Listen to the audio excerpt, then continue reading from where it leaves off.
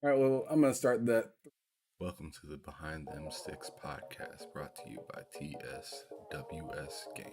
Come and talk to me, Lennard Ray. Come on. Come and talk to me. I just wanna have a conversation. No, I'm not your type of baby. Listen, I'm just saying we can rule the world, just me and you, if you could play it. Won't you take a chance with me and have that conversation? I just wanna have that conversation with you. Come and talk to me. I just wanna have that conversation with you. Look, see we vibing and you know it's true. Baby, what it do? Do for me and I'ma do for you. No doubt about it. Boosie, I'm a Midwest king, looking for myself a queen. Ready to chase a dream with a dope self-esteem. You find it in all I know, and that's for real. You get to shaking that ass on the floor, and I see what's real. No disrespect, I just tell it like it is. Do you ever want some kids? What your ultimate goals? Maybe I can help with those. The mo was broke when he made you a blessing. You looking like a whole buffet, and I need some seconds. You say you had promiscuous ways, that was back in the day. I'll be alive, I say I did it. That shit was a phase. So baby, take this journey with me. You can pick the time and place, this nigga isn't picky. Smile on your face, I know the deal. Sign and deliver after seal. I can see it in her eyes, this one right here for real. I just wanna have a conversation. No, I'm not your type of baby, listen, I'm just saying. We can rule the world, just me and you, if you could play it. Won't you take the chance with me and have that conversation? I just wanna have that conversation with you. Come and talk, yeah. I just wanna have that conversation with you. Lady, you so far ahead of these others, just like a ship on the horizon. Picking up on your vibe, signal stronger than Verizon. All the thoughts that I've been contemplating, ain't no time for faking or debating. You the one, ain't no mistaking. Look, I see you swag different. Always carry yourself like you ready, you know the mission. I had to know you, I'm tempted. I can see why you timid. Hold up now, baby, listen. Just take that dance with me, I can show you that there's a difference. I'm locked in. I throw away my playaways because you pop in. A shooter always shoot a shot. With you by my side, I guarantee we'll reach the top. I put that on God and then I give you all that I got. So baby, take this journey with me. You can pick the time and place, this nigga isn't picky. Smile on your face, I know the deal. Sign and deliver after seal. I can see it in her eyes, this one right here for real. I just wanna have a conversation. No, I'm not your type of baby, listen, I'm just saying. We can rule the world, just me and you, if you could play it. Won't you take the chance with me and have that conversation? I just wanna have that conversation with you. Come and talk, yeah. I just wanna have that conversation with you. Come and talk to me.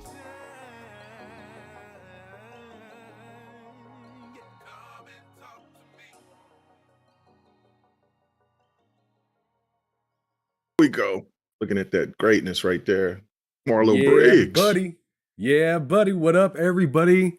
Welcome to another fantastic episode of Behind Them Sticks with your boy Ham Solo 05 Gaming here today on the TSWS Gaming channel here on YouTube. And I've had this gentleman here before, actually. I actually had him in one of my early episodes of Behind Them Sticks. And I figured, you know what? All these people out here doing remakes, why can't I do one? Oh, But my man. boy came. You know, I had to get a little messy a little bit. Yeah, a little messy. I don't know why people, when they see me or hear me, they want to get messy. I mean, I thought this was going to be a wholesome show, just right down to the nitty gritty, where we would just talk about just, lollipops and rainbows. But already, the messy already came out. So Hey, we finna get a Halo remake too, so let's not even cap on ourselves. Oh my God, you're so. Oh my Halo God. getting a remake. Yeah, Halo getting a remake. That is. Horizon Zero Dawn getting a remake. Yeah. I mean, Halo the biggest offender right now because it ain't even been a year. It ain't even been a year. Right. It ain't been a year. Ain't even been a year. How about that Halo 5, ladies and gentlemen? Hashtag save lock, man. Y'all talking all that trash about now, Halo right? 5. Halo 5 looking real strong right now. Real strong. It Real sure is. strong. But anyways, let me welcome my guest. Yeah, like I said, KMEGA 405, brother. What's going on? How are you doing today? It's good to see you on my show because I've been on your show quite a bit lately, bruh. Oh, yes, sir, you have, man. So, anytime that you need me, man, just hit me up. That's what the community's supposed to do. You know what I'm saying? Content creators are supposed to do, saying come on the beck and call if they're available. And I was available. You called me. Actually, I had to do some running around for my mom and stuff and came back, and I had to take a nap because I'm an old man now. Then when I looked and I said, what is these questions? What's going on? What? Then I cleared my head and I was like, oh, he wants me to be on the show. So yeah, so thank goodness it wasn't too late. Like I slept too late, took that little Meemaw nap. But I'll be grandpa nap. So Meemaw's a grandma. So yeah. Anyway, regardless. But yeah, man, good to be back, man, for the remaster.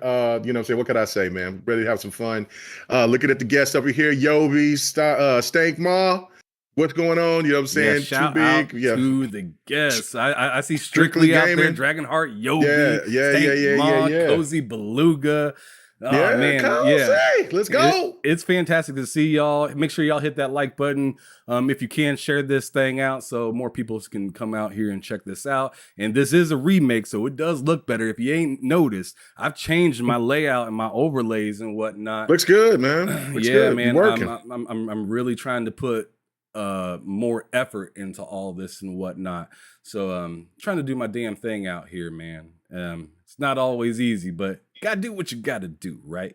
But anyways, let's keep it moving. So we're here to talk about, how you got really big into gaming, what you've been up to lately. Because I mean, some of this stuff we don't need to overly rehash. Because I did do an episode with you last year. I want to say, like I said, you were one of my first podcasts. But just in case anybody missed it, let's go ahead and rehash some of it. Okay.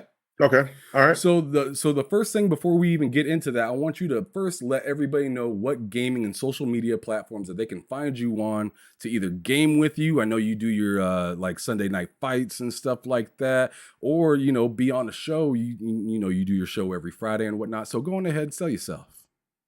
All right. Yeah, that's something that I need to do a lot more. Solicit myself. And Yobi, what you say in the chat? You say he said the logo at the bottom right corner is Sir X-Man. Shouldn't that be KMEGA? So I don't know, man. You know what I'm saying? Yobi already on you, bro. He already on you. He already messing. He already messing. Well, I'm here, so the messy needs to begin. But no, I've been, the GRG podcast, that podcast has been going on close to 6 years now. Really do appreciate that people still come by. Usually podcasts don't last too long. Especially, you get turnover, you get all different types of things that goes on. But you know what I'm saying? I'm really thankful for the people that come on, and for the people that come and check it out, the support, the love, man, you know what I'm saying? I really do appreciate that. And then for the channel to still keep growing, that's a blessing in itself. I mean, I've been doing this for a while. I've been doing YouTube for a while now, going on, really, it's been really actually 7 years, but I started 8 years ago, took a year off, had a lot of crazy things happen, and then came back a year later. And then I joined my boy 100 and his crew, Intro Media Gaming. And then that's how, I met Infamous and 108 Dragons and Livewire and just all types of people. Yeah, it's just crazy. Delilah HD, all the rest of the crew, old crew. And then it just kind of evolved, and I started my very first podcast that I started, which I know I'm kind of, I need to be soliciting myself, but I'm just kind of going through the past a little bit. Do your thing, man. Do your thing. My very first podcast was doing a sports thing with We Game Here, and the very first person that talked me into getting into podcasts was Kid Smooth. So that goes way back, like from the beginning of the Xbox One generation. Man, Big Kahuna, Rise and Grind, T-Tech, King Dre, all the rest of those guys out there, Dorian's King. And so when I was doing that, I wanted to do the video game stuff as well, but just didn't really get in there. Then my boy Xbox448, that's how we got to meet, was through that little clique. And then we came together and collaborated, and started the next podcast. And so he did all the technical work. I was giving out the ideas and then so that right there is still running. You know what I'm saying? That's my road dog, man. Big shout out to Xbox 448, man. And he was the one that kind of gave me my very first start to be on a platform. But there was another guy that was named B Shadows. He don't no longer YouTube no more. And then there was Anchorman V, who gave me a shot as well. So man, I really appreciate everybody that gave me some time to get up in the spot. Then eventually once I got looked at from those guys, then Next Gen 720, asked me to be a part of his show as a guest. And the next thing you know, he asked me if I wanted to be a part of his show. And then the rest is history, man. For the community that's been around for a while, they would know who KMEGA 405 is. You know what I'm saying? For the new cats, don't know, but hey, I've been doing this for a long time, man. So I definitely appreciate it. But GRG podcast every Friday night, 8 p.m. Central, 9 p.m. Eastern. I also do Fight Night. I haven't done it in the last couple of weeks because I've had doctor's appointments and stuff to take care of really early in the mornings, but we're going to get that started back on Fridays. And then I do streaming with Don KTR on Saturdays. And then I do another podcast that's called The Dev and the Gamer, which is me and Don. He's a developer, a game developer, and I'm a gamer. And so we just kind of do that. And we've been knowing each other for damn near, I don't know how many years now. It's been about 6 years now. So, you know what I'm saying? Good friends. And so now doing that. And then now, hey, man, you on GRG now, you're doing your thing. I love the work that you're doing, man. I really do appreciate it. You know what I'm saying? You and Loke, I mean, y'all guys are really talented. Y'all do the damn thing. So, man, I couldn't be more honored to be asked to come back again. I was honored when you asked me the first time, man. It's not about the size of a channel. It's about what a person does with their channel. And man, I mean, you one of the hardest working dudes out there, man. There's no doubt about it. I appreciate that, man. I really do appreciate that. And Yobi in the chat being messy. He being extra messy. Oh yeah. He said he's a dev and your son. He is. Don is my child. You know what I'm saying? So yeah, that is. God, he's a white guy, but don't worry about that. Just don't worry about the color. But yeah, he's my son. You know what I'm saying? Well, anyways, Dragonheart reminded me at the beginning of the show. I had the logo of Sir X-Man on the bottom because that's one of the last people I did an interview with. So it was advertising as if he was going to be on the show, and then pow, K-Mega's on there, like he pushed him out of the way, like get the fuck out of my way. Yeah. But it's all good. But what you been playing as of lately, bro? What kind of games? Man, nothing but NBA 2K23 here lately. You need to chill on that shit, man. You are on that every goddamn night. Every night, bro. I can't wait to get done with this. So no offense, but I can get back on that grind. I'll get to level 40. I'm loving the rec. I'm loving the park. I've always been a fan of NBA 2K, even when it was on the Dreamcast, but I never really once they implemented the park and stuff like that. I tried it a few times, just wasn't my thing, and because the internet was so bad and crazy and laggy, I always kind of been a franchise guy or just playing people online, team versus team. But yeah, no, I played a couple of my careers. I did beat the Spike Lee joint when they came out. I think that was 2016, I believe. But that was 5-6 years ago. But this right here, man, I don't know what it is, but it's got me hooked, man. I've been all in the park. I haven't did any franchise mode. I haven't done anything but just play in the rec. I finished the career mode and just, and on occasion with you guys, when y'all want to run, 5-man teams or whatever against the all-star team or whatever. Yeah. The play now, I'm cool with that. But yeah, no, I'm all about trying to get better at the park. My shot is broke in the park, but in the rec, I'm actually pretty damn good. My defense is insane. So I did do a pretty good build on that end. I just need to get my shot up. I still got some more badges to get, but I'm grinding on it. I'm a level 22 right now. So he's on the come up. He's on the come up. Any other games? Yeah. No, not right now. Like right after that, I mean, that's really been it. I started Nino Cooney, but Noni Cooney, as I call it. I love it. I love it. Chill, sir. No, I love it. Thank you so much, Game Pass. Thank you so much for bringing that game to Xbox. I love that game. I love that game when it was on PlayStation 3. I love it now. When I bought it on PC, when it was the remaster, when they had the remaster first came out, so I bought this game and I'm going to buy this game here on the Xbox. So this is going to be me buying this game 4 different times. That's how much I'm into the Noonie Cooney, man, or to the Nino Cooney, however you want to pronounce it. My goodness, bro. Yeah. you need some, bruh. All right. Anyways, so if you guys have been paying attention at all to my channel, you would have known that I was supposed to have Bam on today. And unfortunately, I made a mistake. I did not disclose that he was going to be have to be on camera, because I've been trying to get people to only show up here on camera. And like the last straw was pretty much when I had Jay Barry on, which I had a fantastic interview with Jay Barry. But when he showed up and then told me, oh, I can't have a cam, that kind of disappointed me. And I've had other episodes like that where I was just like, man, I just like it feels so much better talking to somebody that's on camera.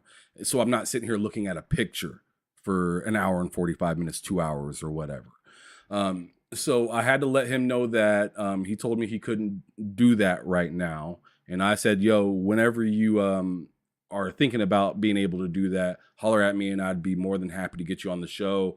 No pressure and whatnot. So shout out to him for being understanding and not taking it the wrong way or whatnot. But I ended up hollering at KMEGA to be here, and I'm really happy that he made it here today to support your man. But anyways, No doubt. KMEGA, let's go on ahead and get into these dang questions now. So I want to know, and I mean, I kind of already know because of the previous episode, but in case anybody else doesn't know, what was the very first console that you yourself had and got to play regularly? Yeah, it was the Atari 2600. That was my very first console. So as you guys see here on the screen, I got a little change up, showing a little something. But anyways, continue. Tell me a little bit about that Atari. What was that all like? What did you play? Yeah, go ahead. All right, so it was a kind of a strange situation because I mean, beforehand I was an arcade kid because there was the Magnavox, but nobody heard or seen anything from the Magnavox at that time. I mean, when I first started gaming, I was 3 years old. At the table arcades at the laundromat. My mom used to want it because I would be running around being wild. So she would give me some quarters, or the person that was that worked at the laundromat, they would just give me quarters to sit my ass down. So and so then I just got into that, and then there was a ping pong machine, and then after that, then there was the arcade, the tall arcades with a joust. And so that's what kind of got me into gaming. And then when we found out about the Atari, there was a game called Dodge 'em, and I was playing it at the store at TG&Y. That shows you how long ago this was. And I was loving it. And so then they got it for me for Christmas. And then the last game that I played was E.T. because I didn't know what was going on with the game. It was weird. I knew how to raise his head up and down, but I would run around and I wouldn't know what else to do. Didn't know that the game was broken, but I thought it was just me that was just ignorant and didn't know what was going on. But I played. There was Dodge 'em, there was Pitfall, there was Defender, there was Pong, and there was a couple of other games. I mean, there was a football version of a game there, but I mean, I really didn't kind of understand it. I mean, I was still young. We're talking about 6 years old, but yeah, no, those were the games that I remember vividly playing all the time. Dodging was most hands down my favorite Atari game, and if you never heard of Dodging, it was like Pac-Man, but it was a little car, and there were different color cars, and there would be cars that would chase you. And it was just, but the whole thing, the game plays just like Pac-Man. But that was like my favorite game at that time. So yeah. And then of course Pitfall was cool, but the difficulty on that at that time, you get so far and then I'm like, man, when is this game going to end? You know what I'm saying? So it was kind of crazy, but yeah, no, the Atari 2600 was the very first console that I was on. Okay. And I'm guessing that was a pretty good time, but let's advance a little bit further. Mhm. Was the NES the next console after that, or was there a little bit in between? No, that was the next console right after that. The Atari, I mean, I played on the Atari, but the NES was the console of consoles, at that time. That was the console that made me a bona fide gamer, I would say. Um, that was at Walmart, Super Walmart. There was this game called Balloon Fight, and I love Joust. Joust is one of my favorite games of all time. I even broke records at the arcades because I just knew how to play Joust. I was crazy with it. I had some old gameplay of me playing Joust. I put it on the channel a while back. I need to see if I still have that and show it. But yeah, no, I was going crazy but Balloon Fight was just like that, just like Joust in a way.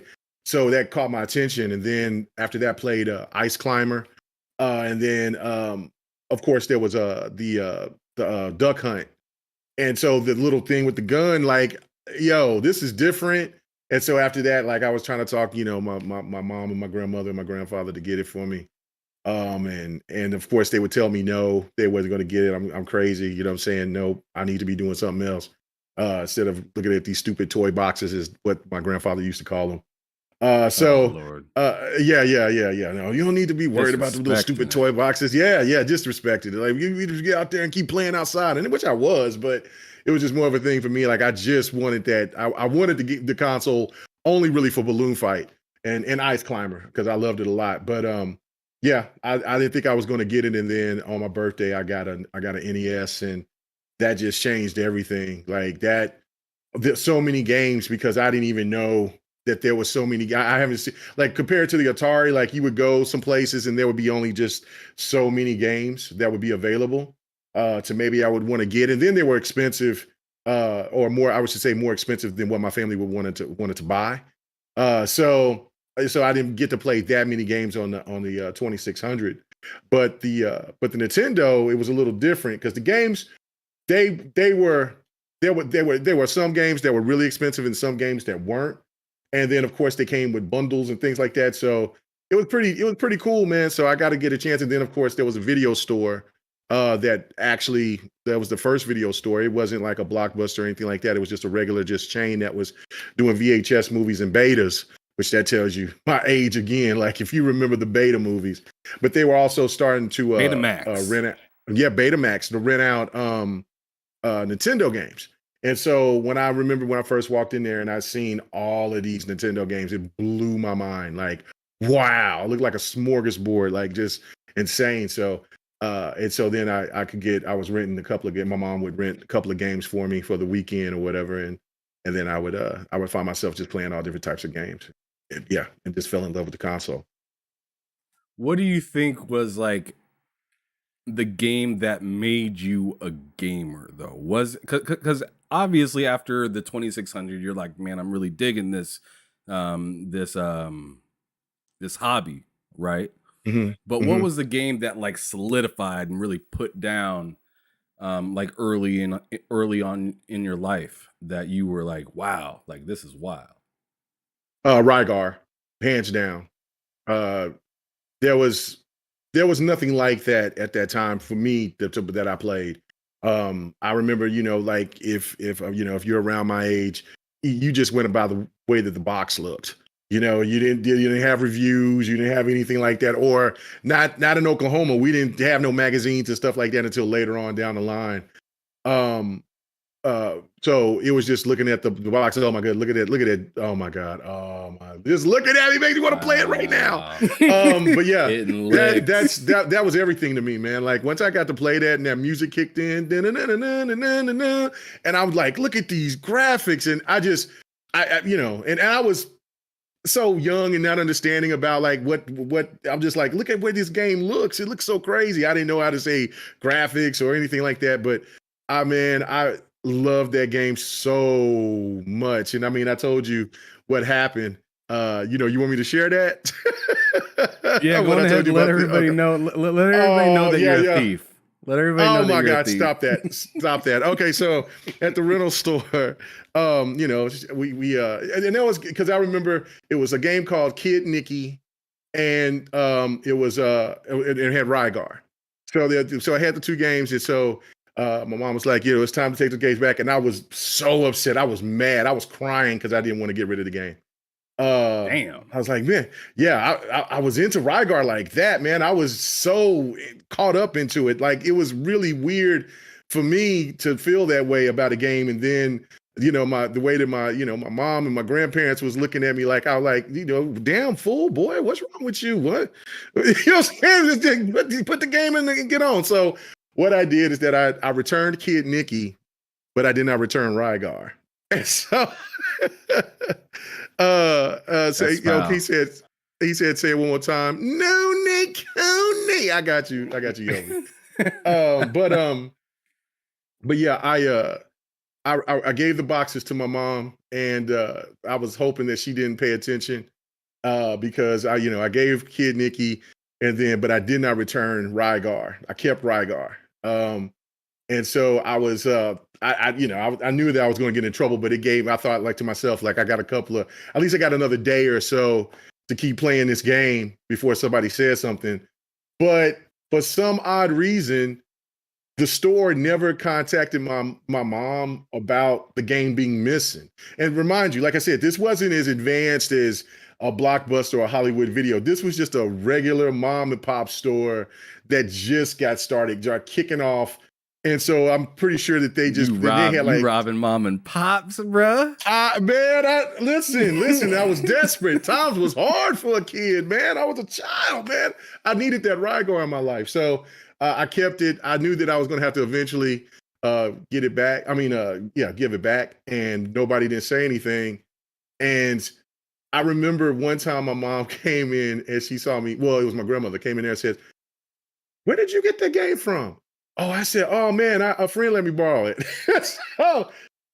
Okay. I mean, so because there was other kids in the neighborhood that cap on there. Yeah, a little sprinkle. You know what I'm saying? The fester of KMEGA's beginnings of thievery, I guess. But young thugness. But yeah, no. I lied. But what was funny was that the store closed down like years later. I was stop it. Stop you. Touch your mouth. And so, because I do still feel bad about it, but still, I mean, you're talking about like a 8-year-old kid, you know what I'm saying? Come on, man. You know what I'm saying? Didn't know no better. It was just, being mannish. But yeah, the store closed about when I was a teenager. And I remember they sent a bill to my mom for like $75. And my mom was like, "Did you use my card for this store?" I said, "No, I ain't been to that store in years. What are you talking about?" And so my mom, instead of going and disputing it or whatever, she just chalked it up to the game, like whatever.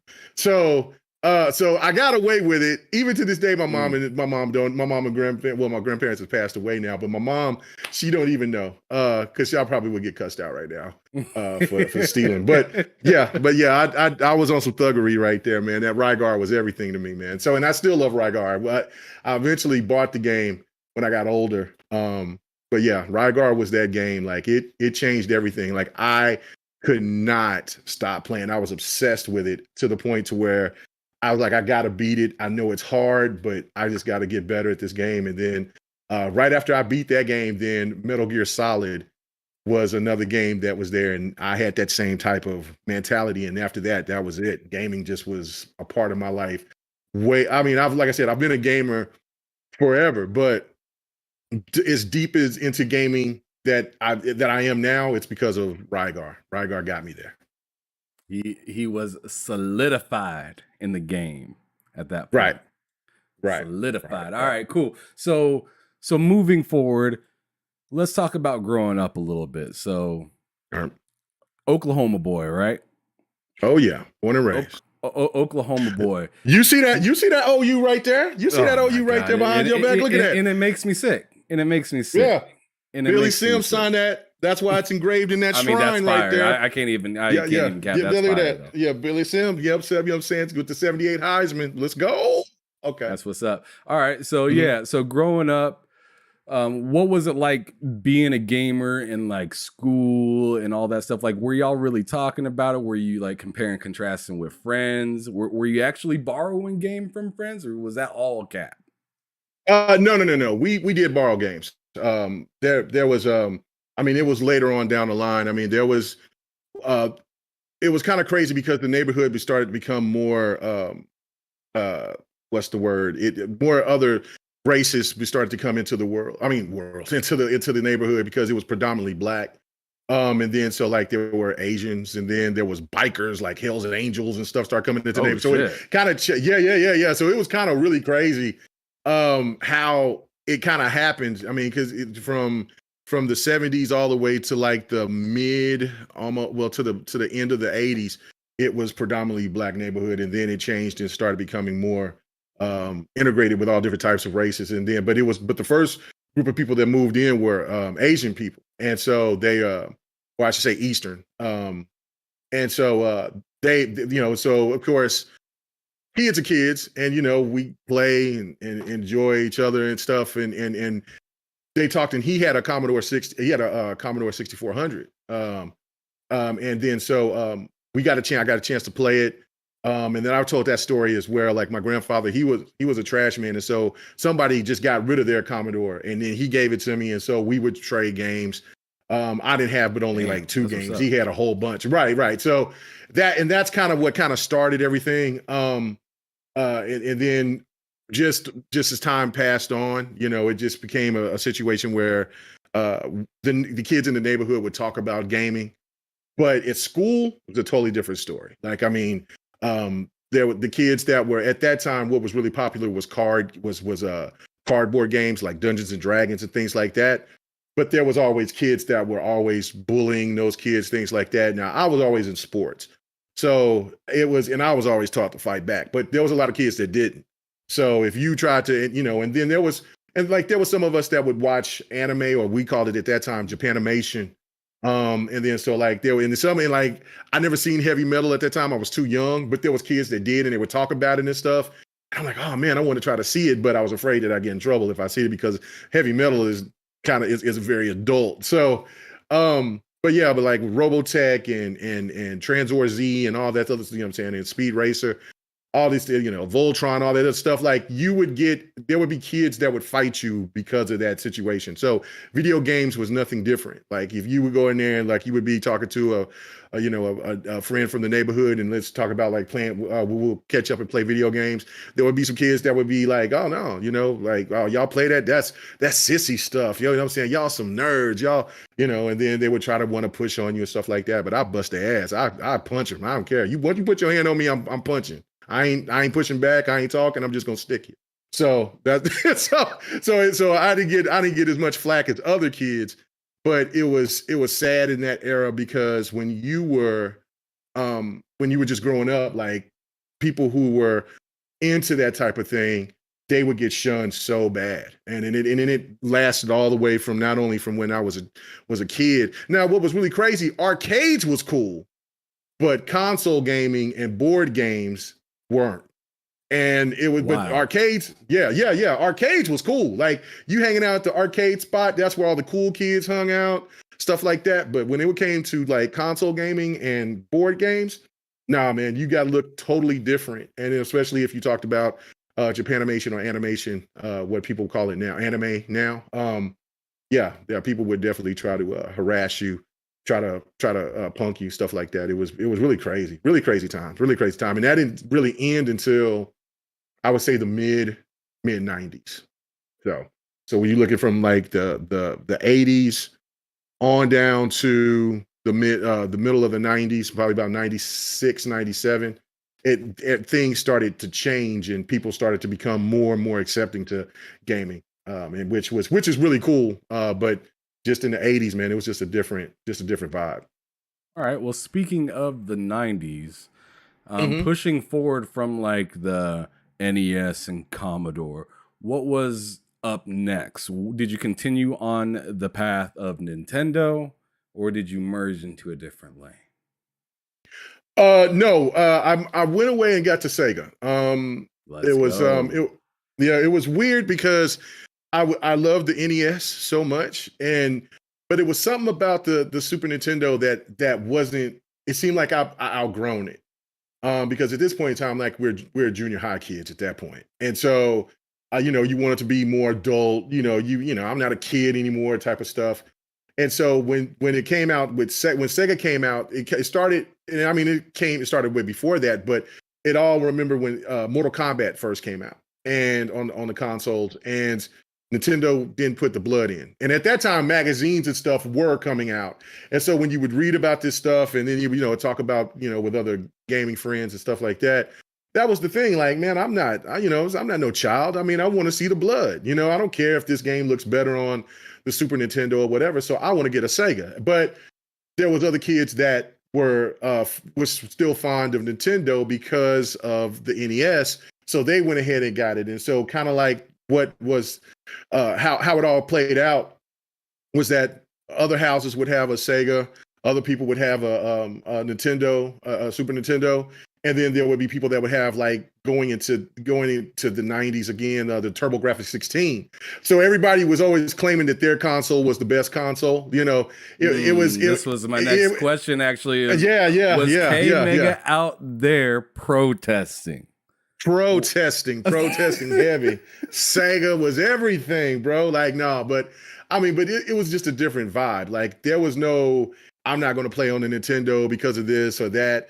It was just that I just like Sega more. So my thing was, once I went over there to my friend's house to play on the Nintendo, I want to show them, because the Sega was the more superior console in my mind, that I can outplay you on your console and you can't beat me on my console. So that was how that was. Like, when, you go over there and then we go over there and let's say that I beat him in Mortal Kombat or someone else, Clay Fighter or something like that.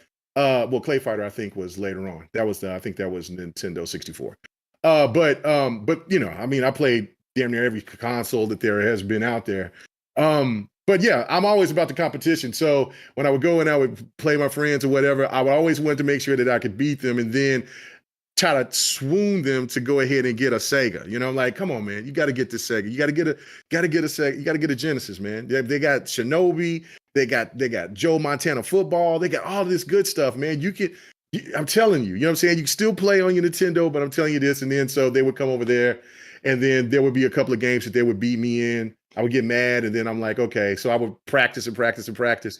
But that was what the competition was. That was as far as the console wars went, because I would talk and try to get my mom to get me a Super Nintendo or Nintendo 64. At that time, just like that they would try to talk to their parents and get them a Sega or something like that. So it wasn't about like, oh, well, this console is the best console and I'm not going to play on anything else or whatever. It's not like it was a fun, competitive type of thing. Now the companies themselves, it sounded like they were going through some real beef, but the kids out there, no, like from my experience, it was just a competition thing, like, just talking a little trash, having fun with it. Nothing like what it is today. Nothing. Oh yes, I was going to ask you, was it anything like today or anything like that? No. Today is kind of crazy, man. It's sick. I define sick. Okay, so like, I played with all types of different gamers for like I said, pretty much all my life. But nothing has been on the level of what I've seen today. There would be people that would say, "Nah, man, I don't like the Saturn, or I don't like the PlayStation. I don't like the GameCube. But it's cool, what I'm saying? But we'll still play on that console." There are people today that will refuse to play on a console, or they will buy a console just to dog it out for clout purposes. Like, I just don't understand how this is. And then like people will just be on the internet all day and night to try to rain on people's parade because they're enjoying something. Like, I've never been a person, if you love PlayStation, you love PlayStation. If you love Xbox, you love Xbox. If you love Nintendo, that's what it's all about. It's all about your preference. It's not about anybody else's preference. So to try to tell people what is best for them, I look at that as a situation of people being sick. Like, because that's just trying to tell somebody, well, look, I'm a fan of Samsung phones, Samsung televisions, but since I like that, you shouldn't like an LG or a Sony TV or even an Apple phone or anything like that. Like people have a crazy mentality these days that feel like because it's all about their experience and that's the only thing that matters. Like that's why I say it's kind of sick. Like it's a lot of people out there that maybe need help or they just like doing this for attention. And that's pretty scary in my opinion. Fair enough. All right. So all through the Sega and whatnot, did you continue with the trend of Sega? Did you end up having because I mean, I'm guessing you started out with the Genesis, am I right? Yeah, right. Started with the Genesis. Did you get any of the add-ons like my bad boy right here? Oh, I got you. Oh, hold on. I'm looking at feed of what you call it. So I'm just saying like the Are you talking about the CD or Sega CD? 32X. Did you get any of the add-ons for your console? Oh, the Sega CD had to be a must. I got that. I was working at that time. I was working at a little I was cutting yards and then I was working I got old enough to where because rules is different now. You can work when you was 14 years old out here. So and then like if you got a driver's permit when you was 15, you could drive. So I was out there, grinding out, cutting yards, and then I was working as a pizza guy. So you know what I'm saying, at 15. So I was out there. So I made enough bread to where I could go ahead and I could so I got that Sega CD on my own. That was really like kind of like my actual first purchase. Because I tried to ask my mom for it. She's like, boy, you out your damn mind. You old enough to work. Get your ass out there and work. Make some money. Go get your own stuff. So I went ahead and I got the Sega CD, and man, boy, I love the Sega CD. The games, Eternal Champion CD. I hate that I keep forgetting the name of this game. But it's why I cap so much about Ghostwire Tokyo, because it reminds me so much of it because of the camera angles of how you see it's first person, but you see the character's hands motions. That game, it was like kind of like these motion picture, like these movie type games, kind of like Sewer Shark or something like that. But it was but it was a karate game. And it'll probably come to me here the longer I keep thinking about it. But that game was Supreme Warrior. That's what it was called, Supreme Warrior. Man, that was my favorite game for a long time. I don't know how many times I beat that game because it just had a cool premise to it. I would love to see a type of game like that to come back, to be like a live action game, kind of like what we have with these with these interactive movie type games. Like I would love to see that again because it was kung fu.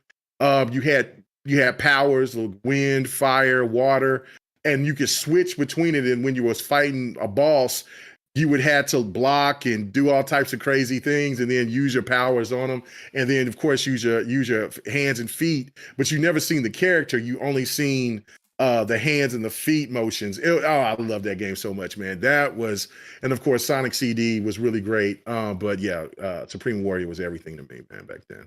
So before we move any further, I want to hit the chat real quick because they were saying some pretty interesting things. So Stank Ma was talking about console warring and whatnot. And when I asked if it was anything like it is today, he said not even close. And then today the weirdos are running amok. Yep, that's it. Right? See, thank you, Stank Ma. Thank you. I mean, like people who's and I don't, I know that you're younger, but you Yobi, and I see Cali. I see Cali Rex out there being disrespectful. You know what I'm saying? It's 13 years old. You're 13. You need to have your ass in bed. You know what I'm saying? You got school tomorrow.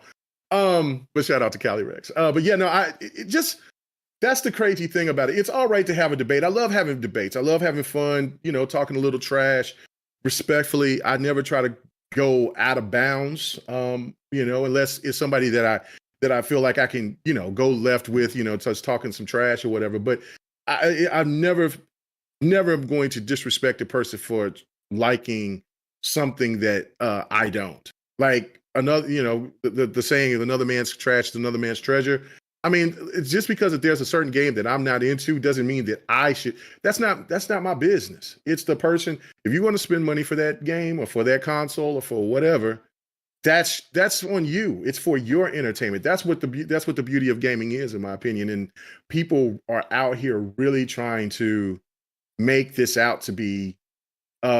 It's more about a popularity game than it is about entertainment and having self-enjoyment. It's pretty crazy to me. See, I'm all about talking shit. I'm cool with talking shit, but talk shit to your friends. Don't talk shit to random people. Right. That's when it's disrespectful to me. Like I love, the bullshit that we talk quite a bit. I'll always be talking shit to Loke, Dragonheart Yobi. Me and him be going at it sometimes. Cozy Beluga. I said crazy at first. Crazy Beluga. You're kind of right. You're kind of right. Definitely. But yeah, I mean, I enjoy talking shit and whatnot, and saying what you got to say about like what you support, what you like, and whatnot. That's all fun. It was all fun in games way back in the day too, with Sega and Nintendo and stuff like that. You did that with your friends. But the thing that makes it different is like what Cozy said in the chat a little bit ago. She was saying, I think it has to do with the maturity of onlineness.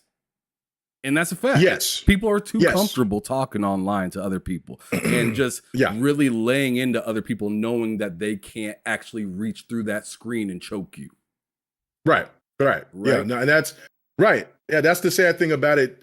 Overall, it's like I said, like I said this saying on GRG a couple of times, and even on Next, it was like attention is the new currency, and that people they want your attention so bad that they will make a fake account to try to get your attention, and that's problematic to me because that makes me wonder, like when people come to me and because at one point in time, like people really were, I don't know what it was, but they really were trying to dismantle everything that I was trying to do channel wise, or they were trying to shut me down pretty much. And they would say things, they would talk about my family. They would post pictures of my kids and talk about my mom and everything. And I'm just kind of looking like, I mean, all this over video games. I mean, I've never said anything vile to anybody to the point to where they should feel that way about me, all because I say that I prefer Xbox over everything else. I mean, what is that? Like, I think that I think the whole thing, I think a lot of people forgot the whole meaning of what to do to get into this whole space, to be a content creator. It's good to debate. It's fun to debate. You're not going to be right all the time. But to lie to your followers, to be fake to your followers, to try to have a agenda for your followers, that is to me that's more problematic than anything, because the followers are the people that you're supposed to care about. These people get crazy over crumbs like this. You're not really making no real money on this content creator thing unless you are a big time content creator. But most of the people in the circles, they're not. And they just do this for some odd reason. And it just, I don't know. It's crazy to me. Yeah, this love for the attention. And I'm like, damn, like you don't get that type of attention at home. You know what I'm saying? You don't have people in your corner that have your back. Because there's people like, we'll get into, like I used to get in some chats sometimes and people, that's all they would talk about is just talk about other people. And I'm like, I mean, I would sit there and be quiet. It was just for me being in the chat, chilling. And then I'm like, I don't want to be put into that particular, like, oh, well, Mega was in there because all these people was talking. And so I just kind of separate and be to myself. It's because it's like, I don't have any ill will toward anybody. And I love people. I love people to succeed. It doesn't matter if people do better than me or if they're not, they don't have more followers or anything. It's supposed to be about a community. And it's supposed to be about trying to help one another to get to their goal.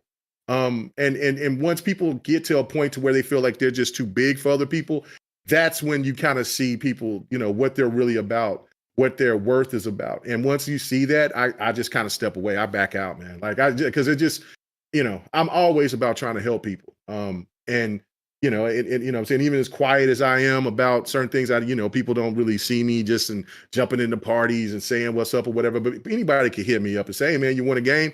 And I'll let you know if I want a game or not. But that's how I met my you. chat. That's how I met you, was just reaching out just in your DMs, just randomly like, yo, bro, what's going on? Would you like to be on my show? And you ain't even heard of me before.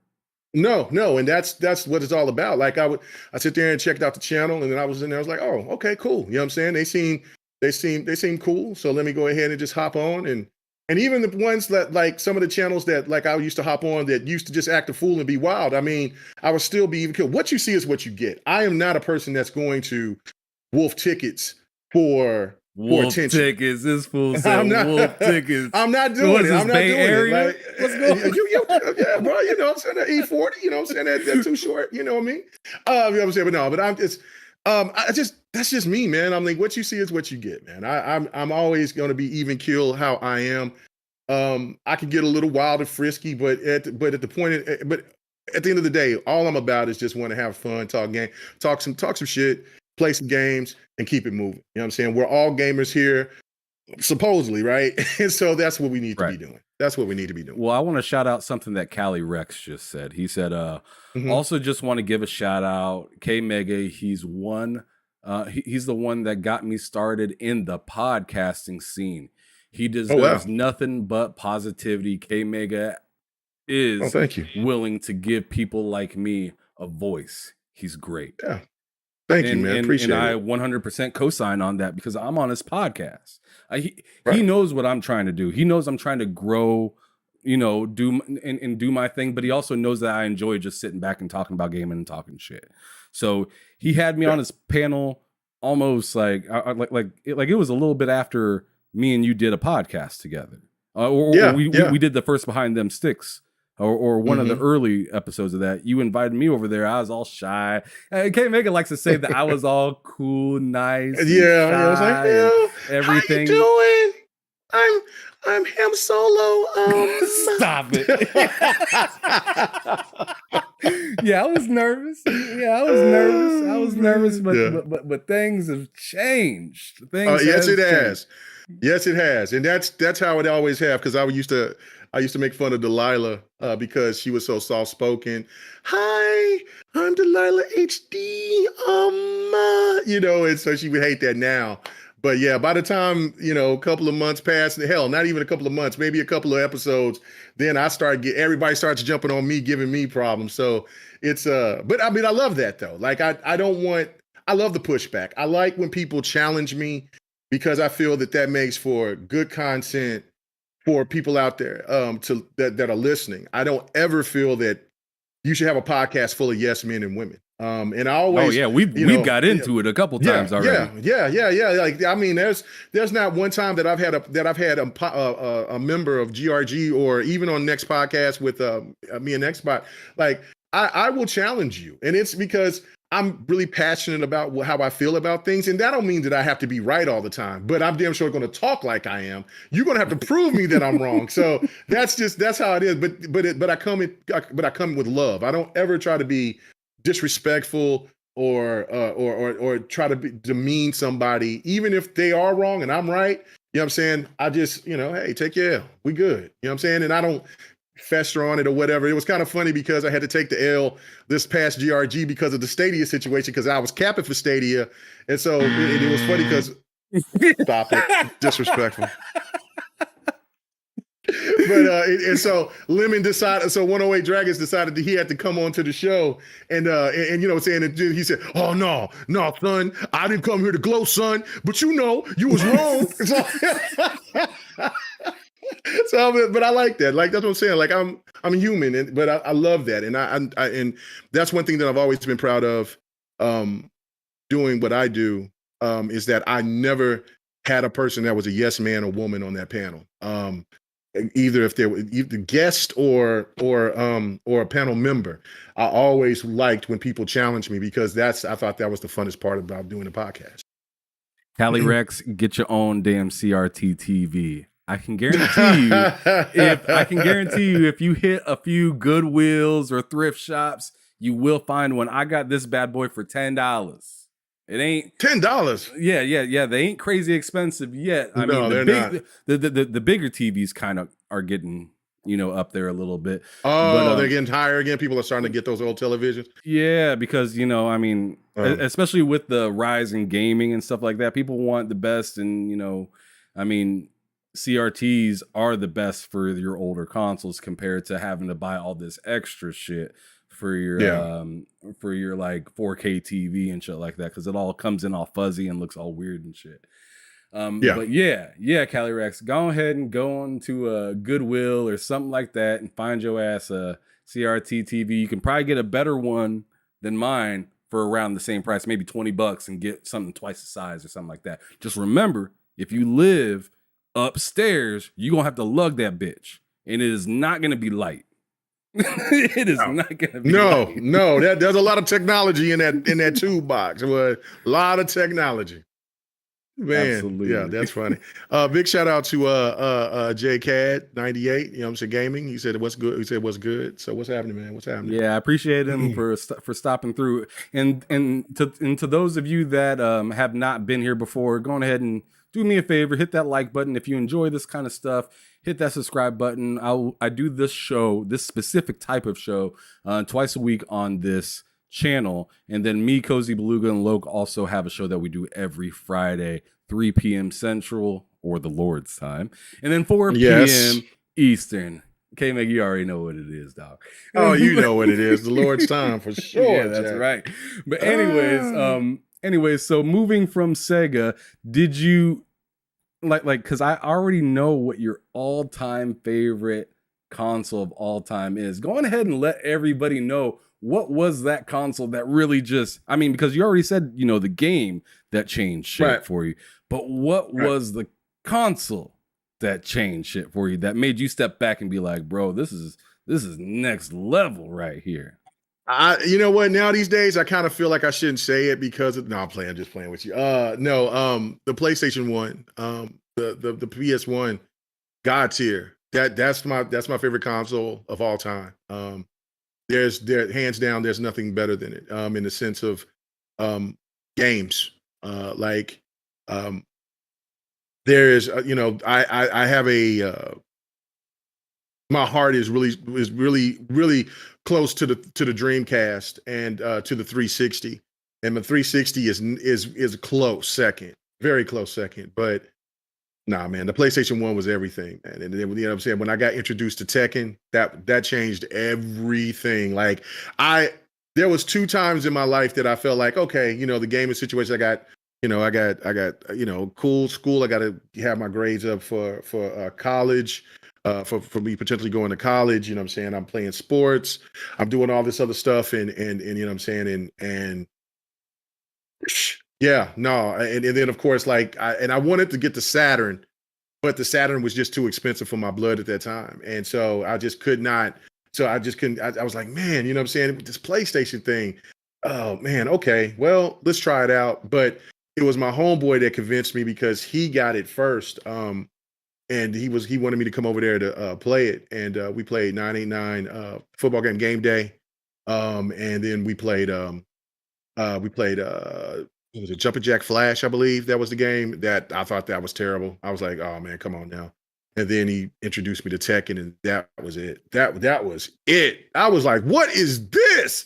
I'm like, this plays like Virtual Fighter, but quicker. And this is, I don't know, I like the characters better. And man, it was nuts. So yeah, PlayStation was dope. PlayStation was that was the because that was a really big console for me too, because my first console was the Genesis, right? And then moving from the Genesis to the original PlayStation was such a leap. Yeah. It was a massive leap, and it was it was insane. I remember one of the first games I played on my PlayStation was Ridge Racer. And I remember thinking that this game is the most realistic car game that I've ever seen in my freaking life. It was nuts. And then they also had like track and field. I used to get down on track and field, that button mashing game. It was called International Track and Field. It came in a big old cardboard box. Yep. Game was dope. I love that. Oh, Ridge Racer. Let's see. some of the other early games. There's that basketball game. I don't remember what it was called. That came in the tall box as well. It was before Live came out. It wasn't NBA. It wasn't NBA Drive. I can't remember what that was too, because there was a couple of them. There was Ballers, but I think that came around the PlayStation 2 era. Yeah, PlayStation 2 for Ballers and whatnot. Ballers, yeah, NBA Ballers, but yeah. But anyways, the football games really pulled me in. So like Game Day, Game Breaker, 989 Sports to me was life. Oh yeah, gotcha. It made me stop playing Madden games. 989, the college football and the NFL Game Day, like I was like, man, and it's funny because when you go back and you play those games, they're skating. Those side steps was skating, but those graphics and everything in that time was just far superior than anything else that I seen at that time until I actually seen a Saturn. But it was too late. The Saturn was already on its last leg by the time that I got a chance to play a Saturn.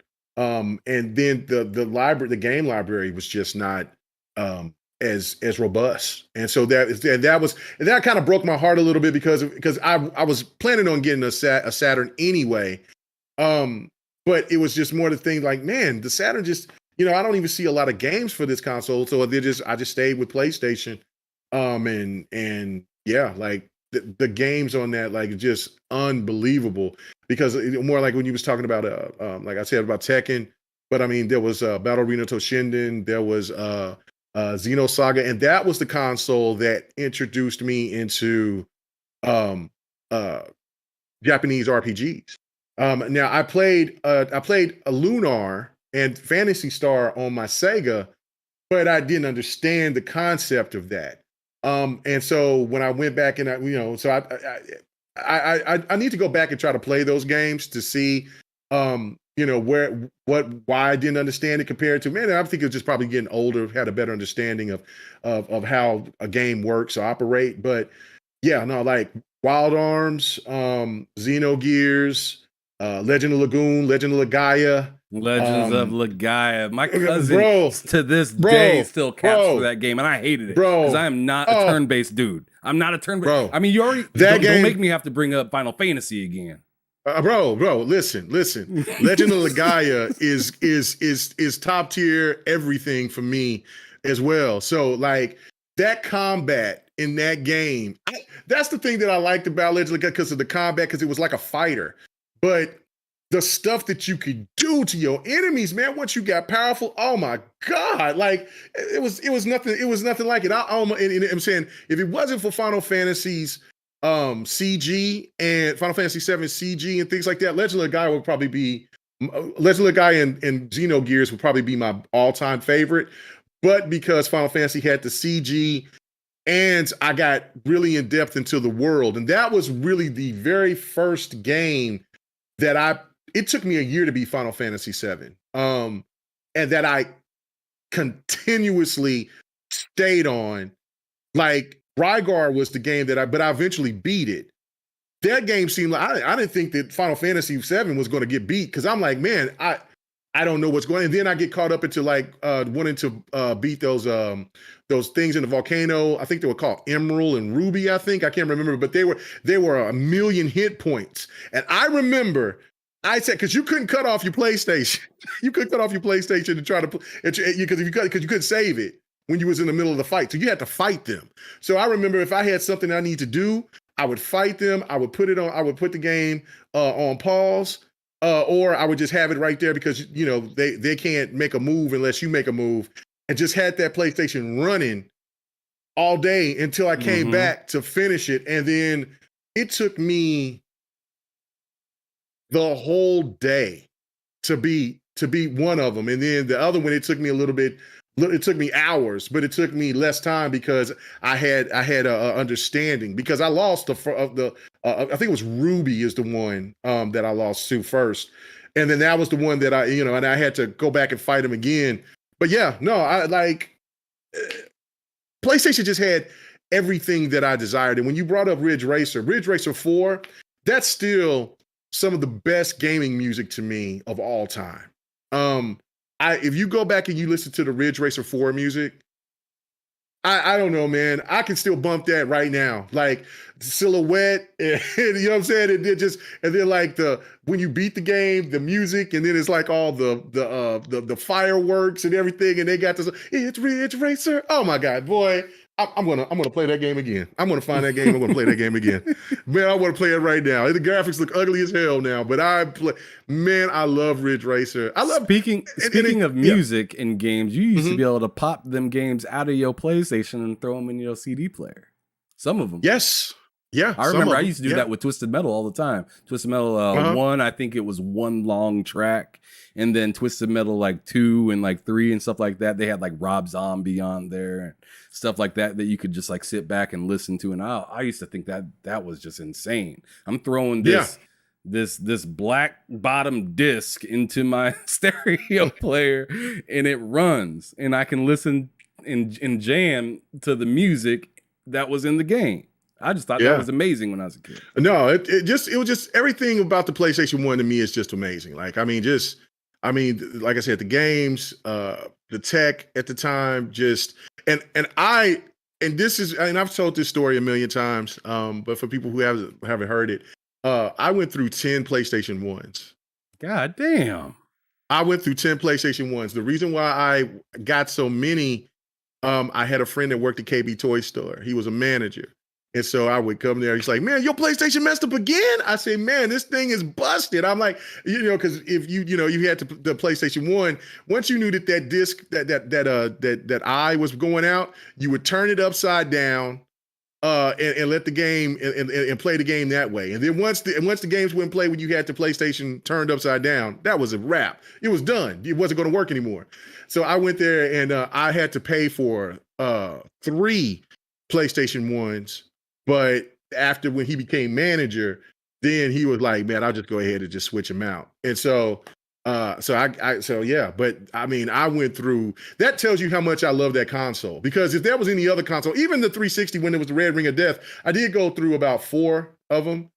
But I would have given up if I had to go any more than that because I was getting really frustrated about the Red Ring. So it was more the thing for me, like the PlayStation 1 was just like, that's what I'm saying, it was God tier. Like I just could not be without that console. I could not. It was just too many games, too many things to play. The Resident Evils, the Tomb Raiders, just like I said, all the fighting games that's on that console, all the JRPGs, Final Fantasy Tactics, and then of course, the best Final Fantasy in my opinion is Final Fantasy X. With the story of Sin and all that. Like, there was just too many classics to not love and covet that console. Even if you are a pro Xbox gamer today, if you had a chance to play on the PlayStation 1 during that time, there was no console that was touching that console at that period of time. That was the premier GOAT. Nothing was better than that console. Nothing. I mean, the 64 was fantastic. The 64 was cool. Let's remember that, but there was just something so adult and so like I don't know, like just the way that you felt playing a PlayStation was different than the 64. The 64 felt like, I mean, although it had some fantastic and wild games on it, it felt kind of weird. The controller was weird with the stick in the middle.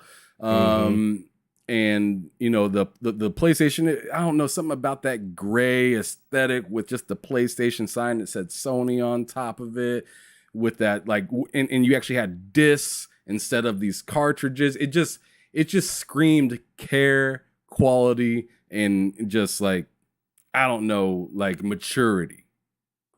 Yeah, no, that was the thing. Like the PlayStation made it cool to be a gamer, to be a console gamer. That was the turning of the age, I thought, especially from when I was just telling the story about what was going on in the 80s and early 90s, and how people would try to, would want to fight you and stuff like that and ridicule you for being a gamer. PlayStation made it cool to be a gamer because it had so much variety, like the sports, the gamers that would the people that would play games, the casual that would be like, oh, gaming sucks, y'all nerds or whatever, but love to play the sports games. that was for them. Then you had the fighting community. Then you had like the JRPG community, and then you had just the Crash, the casual that just wanted to play Crash Bandicoot or something else, and then you had the diehard racing community with Gran Turismo and all of them. So that PlayStation had everything that you could want. Plus, their advertisement was for it was Gen X, you know what I'm saying? It was for us, you know what I'm saying? It was screaming like hijack Sega stuff. Right. Yeah, poor Sega. But yeah, that's the thing. Like their advertising was in your face. It was snappy. It was in. They made you feel like, yeah, okay, you get this. This is cool. This is what it's all about. And that was the changing of everything, in my opinion. And that's why, I you know what I'm saying? Like, you got to give Sony credit where it's due. They were the ones to make gaming to where it was cool. Nintendo, they still to this day still have a lane to where people feel like it's still kiddie. Xbox is kind of the king of innovation. But when it came to being that cool cat, the more popular cat, PlayStation made you feel that way when you picked up their console. There was no doubt about it. They still do to this day. To be real, right. They still have that kind of cool, like family kind of like aspect to them, where it feels like, like when you have this, you can't beat it. They give you that sense, at least. Whether you believe it or not is up to you. They did. Well, yeah. Once we get a little bit further here, then the mess is gonna start. So I can't just go. So let's move on. So PlayStation 1 fire console. I agree with you 100% there. I was there 100% to watch that console really come out flossing. But as Cali Rex said, 989 was dope. But I forgot that they were called like Sony Image Soft or something like that back in the day. Because I remember when I first seen 989 Sports. Sports. I remember being like, who the hell is making Game Day now? But it was the same crew. It was just under a different name.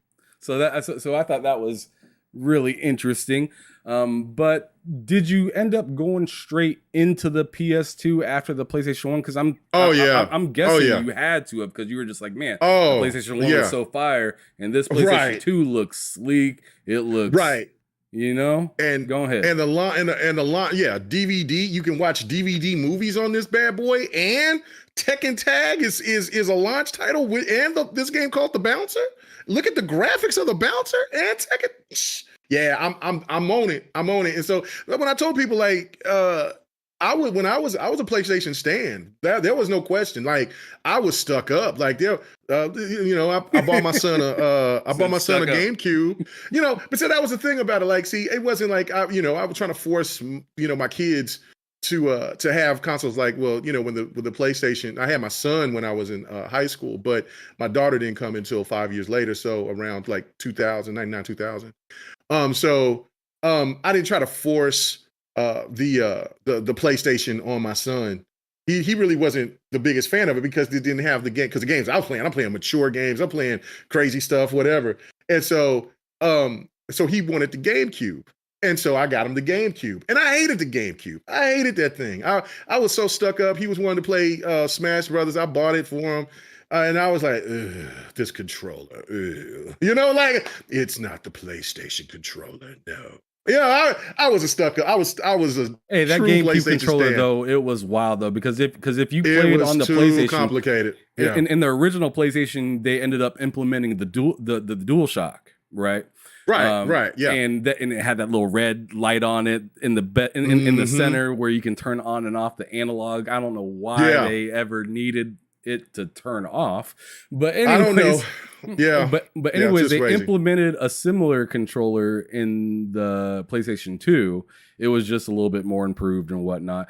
But yeah, the 64 controller was weird, and then the GameCube seemed to be even more weird, more strange, right? Like, yeah, like your second stick was a C button. Your second stick was a C, and I'm just what is going? And so I remember teaching my son how to play Mario Sunshine, and I was like, man, this game graphically looks crazy. Like, it looked, and that's what kept me engaged on trying to teach him how to play it. Because of it, but I could not stand that controller. I could not stand the little discs. I just couldn't stand anything about the little purple thing. It was just everything about that console to me, even though I appreciate it now, getting older for nostalgia reasons. But at that time, I despised that console. And anytime that my son wanted me to play a game with him, I just like, ew. Come on. I'm like, come on, let's play the PlayStation. No, let me play my console. Well, he didn't call it console. Let me play my Nintendo. All right. So, so it was, but I despised that console at the time. Like I said, I was a PlayStation just, ugh. And so the PlayStation 2 came out, and lo and behold, because I seen somebody in the chat saying, man, over the PlayStation 2, there's something about the PlayStation 2 lost something, and I don't know what it was.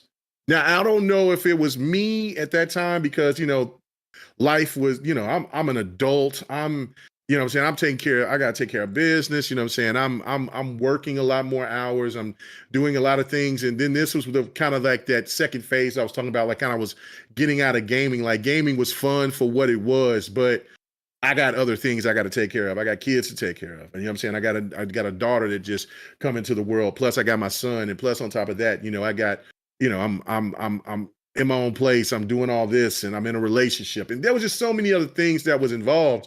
So I think that was probably what was going on. But the PlayStation 2 just didn't feel after the first year and a half, it didn't feel the same as the elation that I had for like the PlayStation 1. It wasn't the same until I seen the Dreamcast. And then that kind of sparked my interest. Like, what is this? So let's rewind a little bit. Let's rewind a little bit.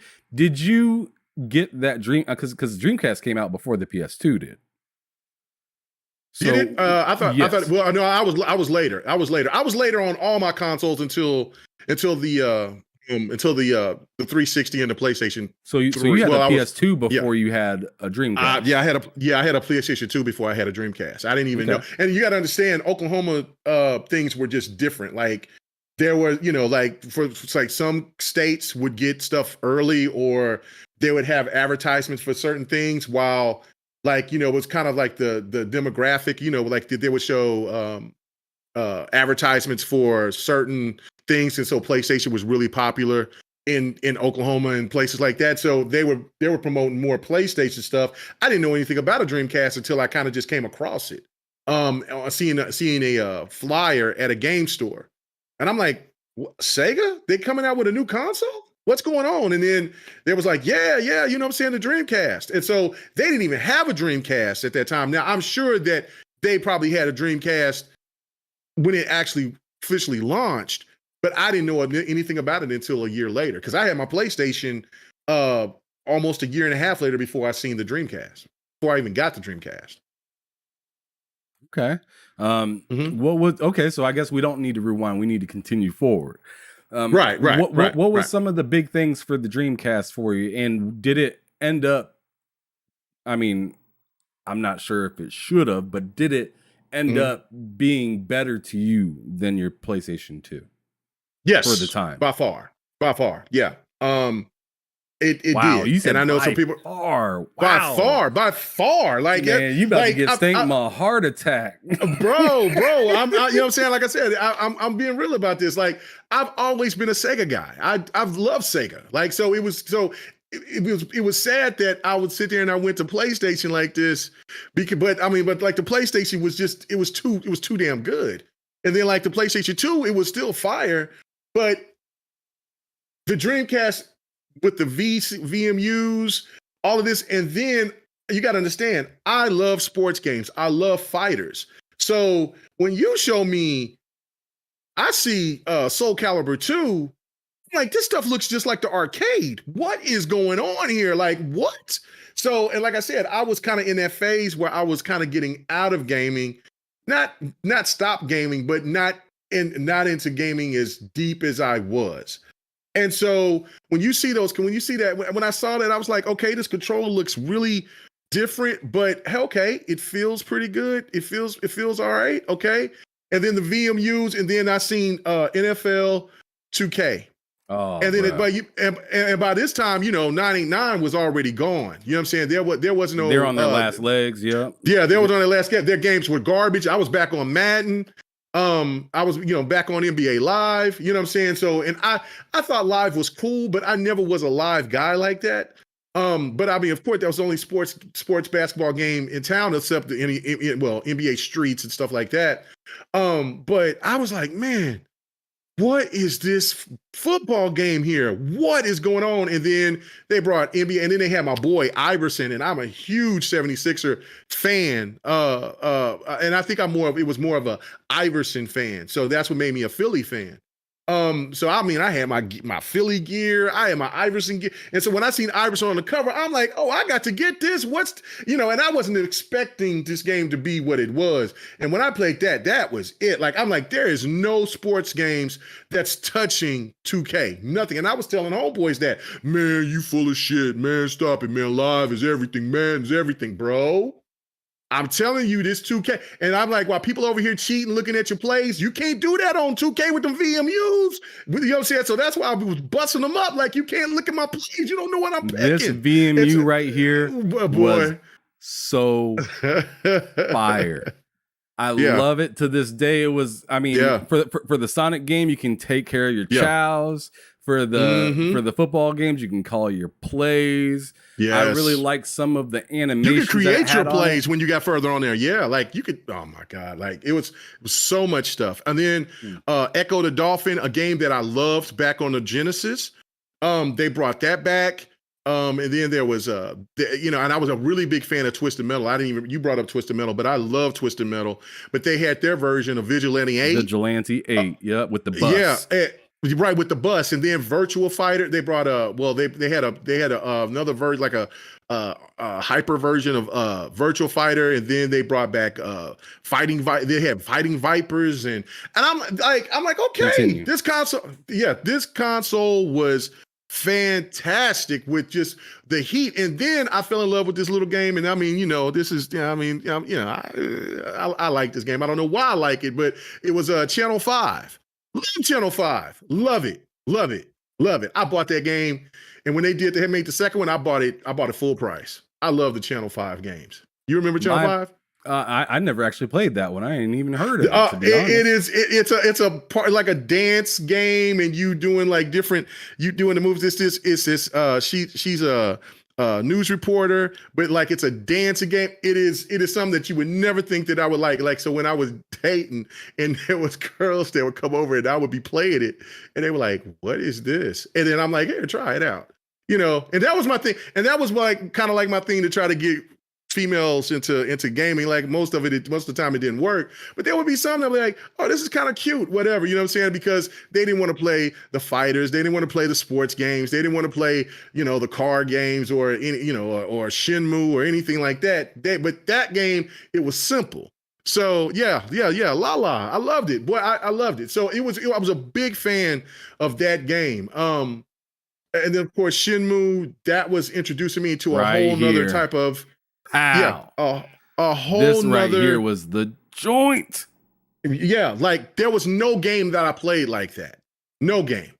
And I just couldn't understand. Wow, like I'm trying to tell my homeboys about it, and they were like, man, this stuff looks corny, man. What are you just running around? I'm like, man, there's a lot of stuff you could do. You read, man, I ain't trying to read all that stuff. Like, so I loved it. Like, so it was just another step going forward. Now, I still play my PlayStation 2.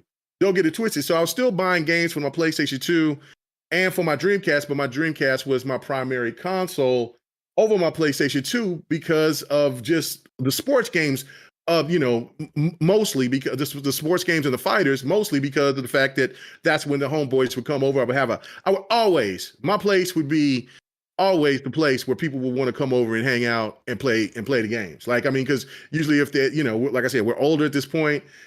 Some people are married. Some people, they got girlfriends. They ain't trying to have a whole bunch of people over at the house, so they come to mine. I'm single at that time, so it's like, I'm just dating. So they was like, shit, let's go over to Kareem's house and just go hang out. And so the homies would just come out and hang out all day on the weekends, and they'd be there till 2-3 o'clock in the morning. We'd just be gaming or just drinking, talking, having fun, whatever. But That was just, what I'm saying, so that's what kept it going. But that the experiences that I had with the Dreamcast got me back into that feeling of elation like I did with the PlayStation 1. That's why I say that it was better than the PlayStation 2, because there was a point with the PlayStation 2 that I was like, yeah, man, I ain't feeling it like I used to. I'm just thinking I'm kind of getting out that phase. But the Dreamcast brought it back. And then it didn't of have course, that wow Power Stone. effect. I mean, to me, the PlayStation 2 was dope as hell. It was a great console. Yeah, it was an amazing console. One of the top consoles of all time, 100% for sure. Most selling console of all time, and that can't even really be debated. No, not even close. Yeah. So, but I feel you there, because the PlayStation 1 was really dope. The PlayStation 2 was dope, yes, but there was just something about the Dreamcast to where it was like, is Sega coming back? Right. And it was like dope to see, especially after as bad as the Saturn, came out to be. But unfortunately, the Dreamcast did not make it too long. But then there was a new challenger that entered the ring.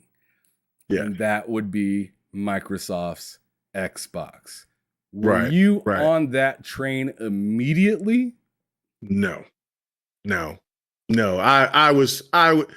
laughed when I seen the Microsoft. I laughed at it. I was like, Microsoft? I'm like, the people that make the computers, they making a console? Oh, bro, come on. And so like it was not even in my radar. Like I wasn't even caring about it. I remember reading about it and I was like, okay, whatever. They're gonna go away like the Jaguar, like whatever, or like the 3DO, because that's more where I put the OG Xbox was in the same realm with the 3DO, because I was like, they were talking about how powerful the console was and things like that. And all of this other stuff that was going on. But I looked at it like, okay, I seen the 3DO. 3DO was an amazing, powerful console, but the pricing was outrageous, and it just that's where I looked at it as, was that, and so it was not anywhere on the radar. And so that kind of happened where, what I'm saying, so it was all just Dreamcast and PlayStation, and of course, like my son still had his GameCube. And that was it. Those were the consoles that, and I still had my old NES, and I still had my Sega CD and my Sega Genesis. And so that was all I needed at that time. But things did change. So okay, so maybe inform me on how the Xbox worked its way into your heart, because for me, when I went over to my boy's house, my bro Darren, still talk to him every now and again now, but like we were friends ever since elementary. But I believe I was like in middle school when this happened, when the original Xbox came out, and bro, I was just like you, like, except I was like the PlayStation stand, right? So I was just like, ain't no way I already got a computer, was the way that I looked at it. I was like, I already got a computer. I don't need to get an Xbox. I got a PlayStation 2. I feel like I already have everything. I don't see the reason to get this console. But when I went over to his house, and then he turned on Conflict Desert Storm, which my mom's boyfriend at the time had the Xbox, and I was just like, my mom's boyfriend, it wasn't my dad, so I was just like, whatever. Like, I don't care about what this dude's doing. But I went over to my boy's house and seen that same Xbox, and he was playing Conflict Desert Storm, which I seen my mom's boyfriend playing, and I was like, let me go on ahead and try this game, I guess. Let me try it out. I sat down, I started playing, and I was like, all right, this is cool. This controller is really big, whatever. But then he is like, hold on a second. Let me show you something. Let me show you a little something real quick. He pushed start, went into the audio settings, and this motherfucker turned on Tupac Better Days. Bro. You remember that album? Yes. I got that album. Yeah. Absolutely, man. I was running through the sand in Tupac, still balling till the day I die. I was like, what the hell is going on right now? I was looking around like, bro, like what stereo you got this hooked up to? Like, right. Because I was really big into the whole like messing around, hooking things up differently so I could like listen to the music coming out of the left and the game coming out of the right, because that's the best way you could do it on PlayStation. You had to unplug one of the composite cables and plug in something else. So so I was like, all right, well, like how's your hookups? Like how you got this hooked up and whatnot? He's like, oh no, it's all running through the Xbox. But I was like, bro, but wait a second. We're playing Conflict. Where's the CD? And he's like, no, it's on my hard drive. And I was like, what you mean a hard drive? And then I realized bro didn't have any memory cards. He had 0 memory cards. And I was like, what is going on here? Like I was confused. And he shut the game off, pulled the disc out of the tray, and then went to his audio, the audio area, and he had all these albums on there. And I was like, bro, how do you do that? And he's like, man, this Xbox just have a crazy amount of memory. He's like, I don't even know what this 50,000 blocks even means. And I was like, shit, I don't know either. but man, that shit was hot. And right after I got done at his crib, I took my PlayStation and all of its games, dropped it at this place called Gamers. It was pretty much GameStop. And I was like, give me that Xbox over there. Because you know, back in the day, I mean, we had CD stands. We had CD stands where we had a bunch of different CDs that sit in the line, right? Yes. So I bought that Xbox, took it home, and the first thing I did was put every CD that I have onto that Xbox and made my own playlist and everything. And y'all already know how it goes. I was playing like Conflict Desert Storm. Yeah, that was cool.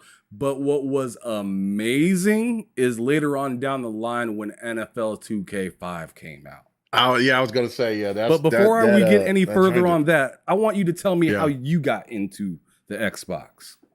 All right, so it was kind of similar. I got a homeboy. His name is Cookie. The reason why I call him Cookie, he's a military cat. And if you ever watch Men of Honor,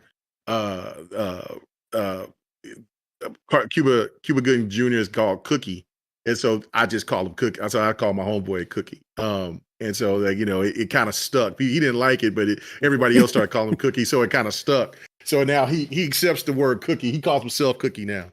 It was But yeah, he was like, and how the military works is like when you leave the base, you can't take everything with you. You can only take, like, I think he has only a few personal items.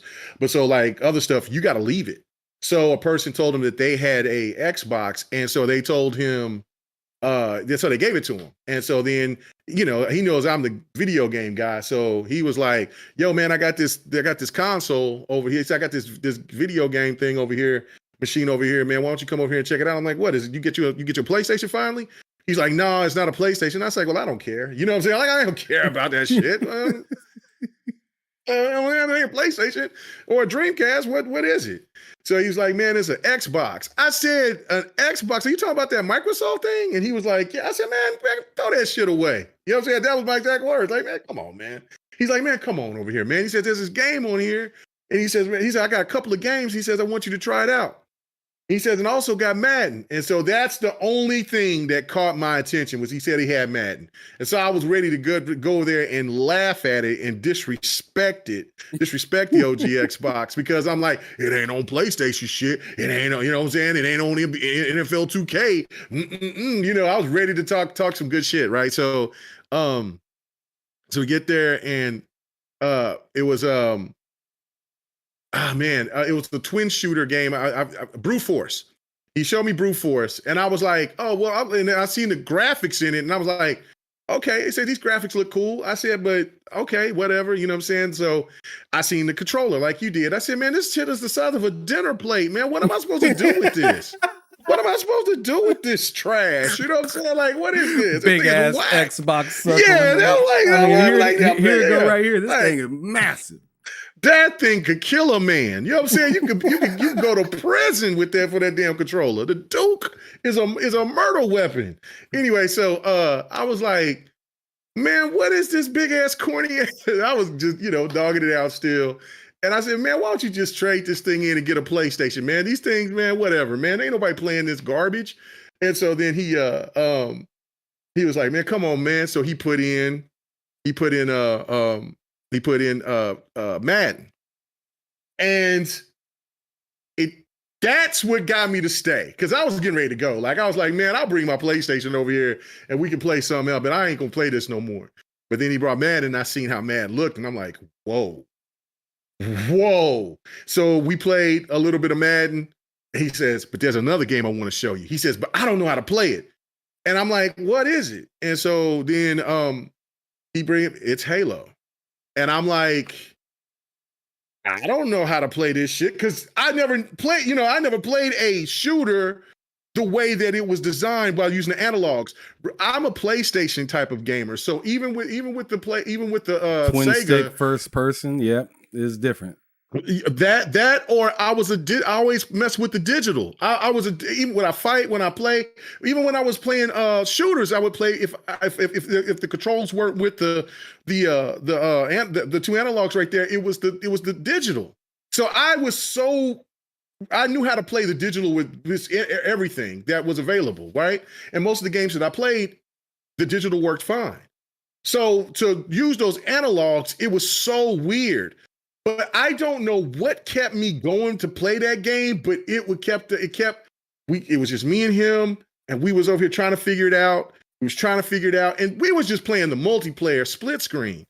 And I'm like, what is keeping me to keep coming? And then all of a sudden, then another homeboy came through, was asking if we wanted to go to the club or whatever.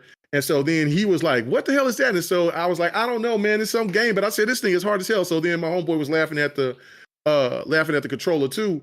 And then a homeboy Deuce. And so then he said, man, how the hell? Because Deuce is a little guy. So that controller damn near engulfed him. So he was trying to play it too. And He was reaching for buttons.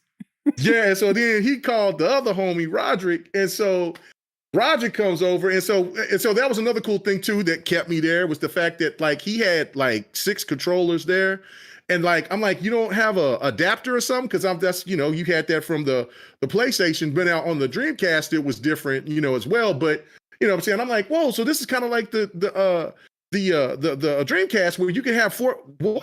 Okay, all right. So that kind of got me even more interested. So long story short, we sit there and we finally figured out how to play the controls. Like Roger was kind of like the sensible one, like, man, go to the menu system and look at the damn controls and how we do it. So we was looking at it and we was trying to figure it out. And then we started to get a little bit, a better understanding. All of a sudden, like I said, when I went over to his house, that was around like anywhere from, I don't know, 10 to 1 o'clock in a day. We played Halo multiplayer by itself, didn't play anything else until 10 o'clock the next morning. Damn. We were supposed to go to the club. Bro didn't even know the sun was up behind him. Oh, no. When the sun came up, I'm like, hold on, wait a minute. Have we been here all night? What the hell? And it was 8, like 6 something in the morning. It was like, man, and everybody's like, oh shit, man, we gotta go home. And we still kept playing. And then the next thing I was like, man, I'm hungry as hell, man. We didn't eat. We didn't do. Now we was drinking while we was playing, and it even make it more fun. And that's when I tell you, like, the elation of learning how to play that game and how fun it was. I've never experienced it. Any game that I've ever played never gave me that type of elation. Never. Of all the games that you hear me talk about, how much I love, how much I cap for, nothing gave me the elation. Not even Tekken didn't give. I mean, Tekken is everything to me. But Halo was pure adrenaline, pure absolute fun. And so I said, okay. All right. Okay. Whatever. This game is dope. The man thing is so then we come back. I come back like 2 days later. Only thing I could think about was Halo. So I go back over there, and so it was funny because the homeboys, that's all they could think about. So we all came up there around the same time to play again, and so we would start playing again. And then he says, "Hey man, I found something out." And so he said, before we start to play, he said, "I found something out." And so he put in Madden. And so he's like, no, we want to play Halo. And he's like, no, I'm gonna check this out. So he started playing Madden, and then he hit the and then the music started playing in the back. And what was crazy, because it was Biggie that was playing. It wasn't Pac, it was Biggie that was playing in the back. And I'm like, how does that work? And so then he showed us, he said, this thing got a hard drive. I said, like a computer? It's got a hard drive? And then he showed all the music that he did. He said, man, I've been downloading music since yesterday, man. He said, I didn't even know this thing could play music. And then when he just let the music play, and then you seen the whole silhouette shit and all of them crazy colors and all that stuff, I said, what? It was like Windows Media Player, damn near. Right. And so my last point, that was the selling point right here. This is going to be crazy, because I said this on the last time when I was on your show. But this was wild. We sit there, we went out to the club. We came back, we had some girls with us. And so I said, man, I'm going to turn this thing on. And I turned that thing on, had the music playing, and the little silhouette was going. Oh, yeah. It went down. So I was like, oh, this shit gonna give me some skins? Oh, this shit's gonna get, oh man, I'm copping. So I said the Xbox lights got us hypnotized. So and smashing. I was loving it. I was like, oh, this is what's up. So yeah, man. And I went ahead right after that Smash box. Yeah, got the Smash box. So I went straight to that Monday and went ahead and bought me an Xbox. But I mean, I was 3 years, because I think the Xbox was around for what? I don't remember, because we was really late to the Xbox party. Because I had the Xbox for myself for a year, and then the 360 dropped. So I couldn't tell you how long the OG Xbox was around, because I only had it for a year before the 360 dropped. But that was the game changer. Ray, bro, that's the true shit, bro. I tell you, we came from the club, you know what I'm saying? We was drinking, you know what I'm saying? We had some ladies over, and that music and them silhouettes was popping, man. That was putting them in a trance. Next thing you know, man, pants off, dance off, boy. Woo! It was a party in that front room. But anyway, but yeah. Oh my goodness. So shout out to Xbox. You know what I'm saying? So yeah, that was a good night. But yeah, I just and then after that, there was a game that when I finally got it, there was a game called the Toggy.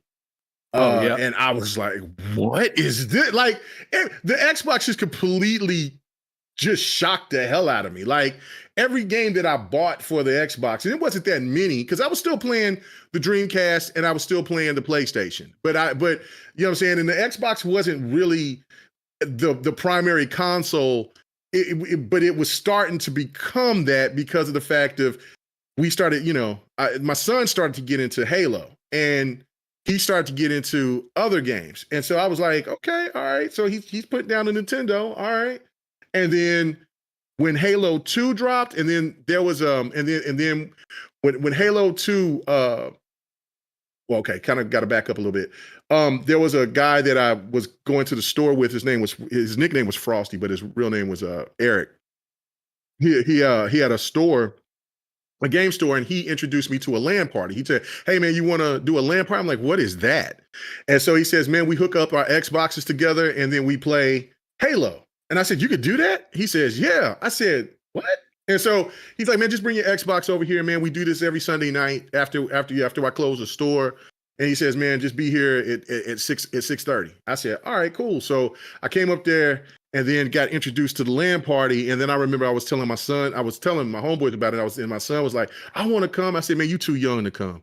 And so I said, all right, well, I'll take you. And then I said, I'll take you, but I got to take you back because you got to go to school in the morning, And so come, he's had such a blast, and he could play, and I didn't know. I was like, man, be gentle to the kid. You know what I'm saying? He's only 7.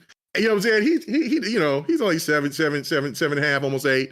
Just be gentle with him. He could play. He was killing fools. And I was like, what the hell? And so he showed up nice. He showed up nice. Like, how long have you been playing on my Xbox without it work, boy?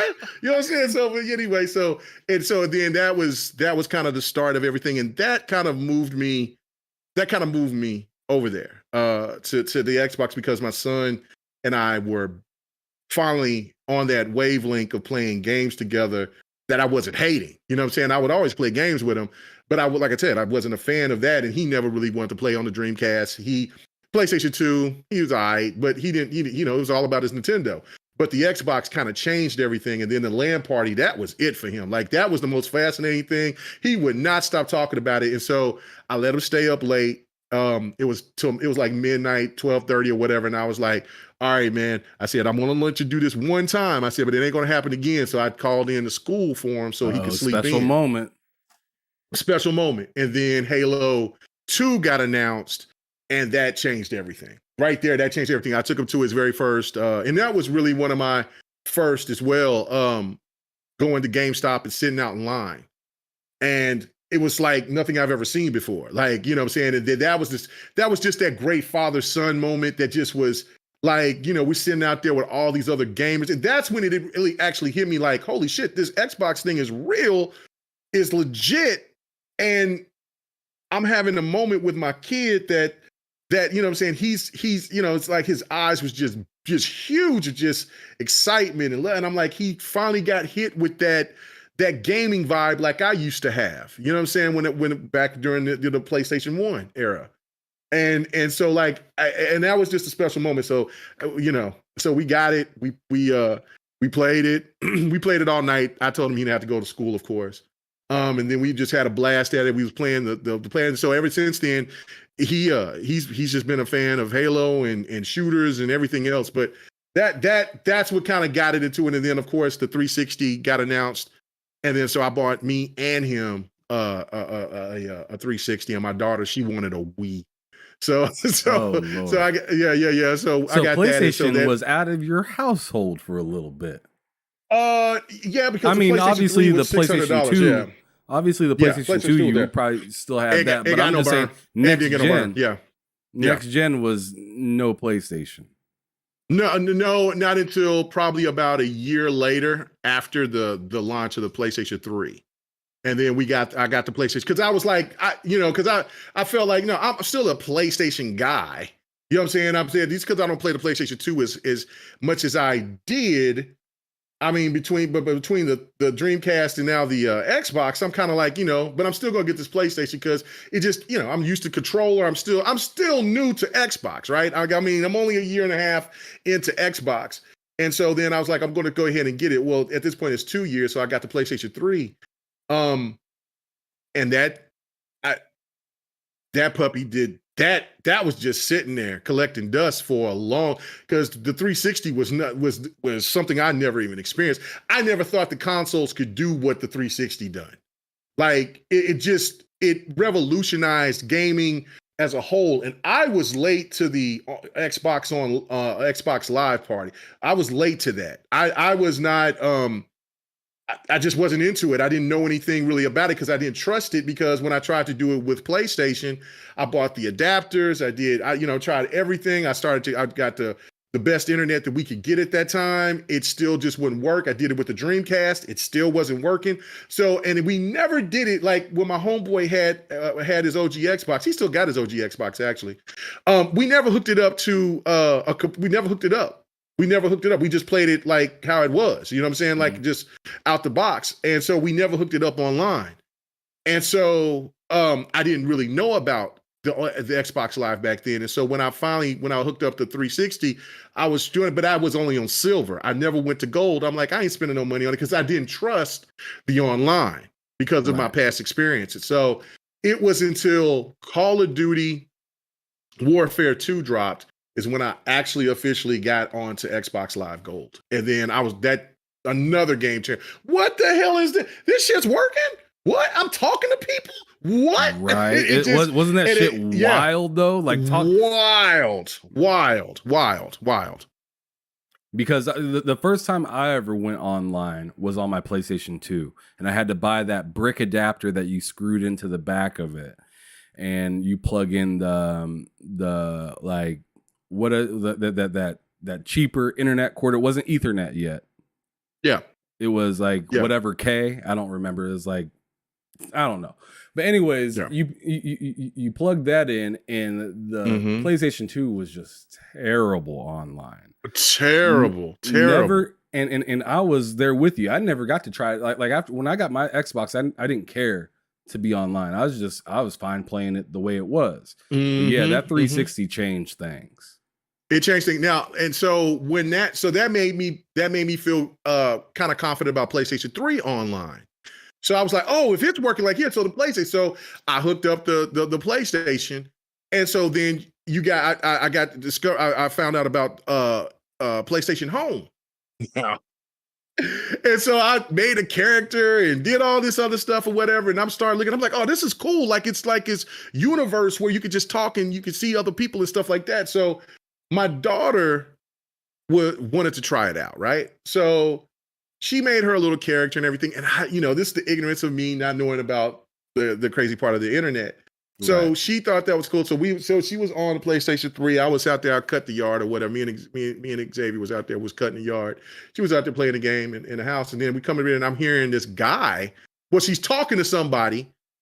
And this is how, like I had everything hooked up to my sound bar. So like I'm hearing this guy talk to her like, hey, how are you doing? What's your name?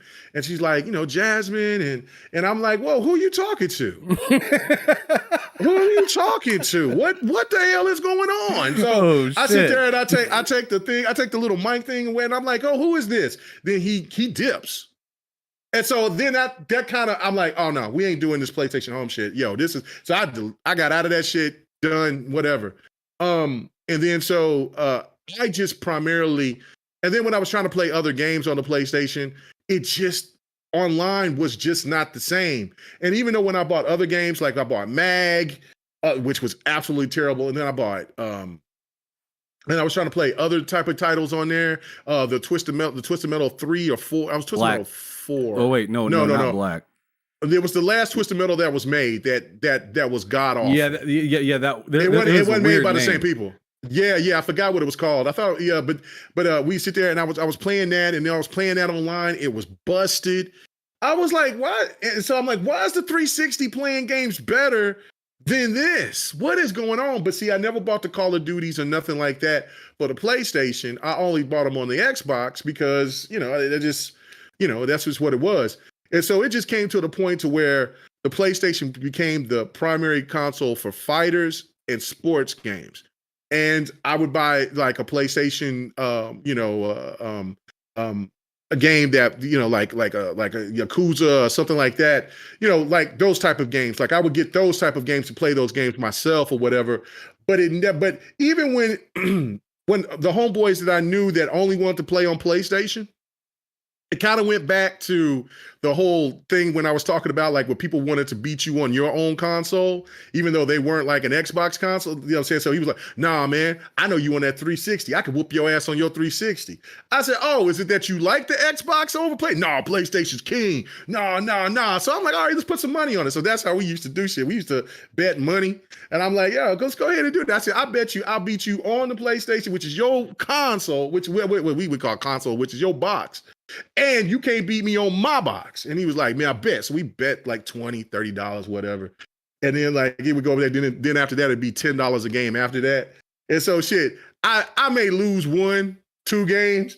And then like, you know what I'm saying? But I come away close to with $70, $80. I sit there. And so it was just fun, banter and stuff like that. But again, they wanted to play more on the 360. And that was what kind of changed everything. Beyond, like Halo was definitely the game changer, but then the 360 and its innovations just made that console leaps and bounds. And I still was never really happy with the fact of PlayStation wanted to charge people $600. So I never got over that.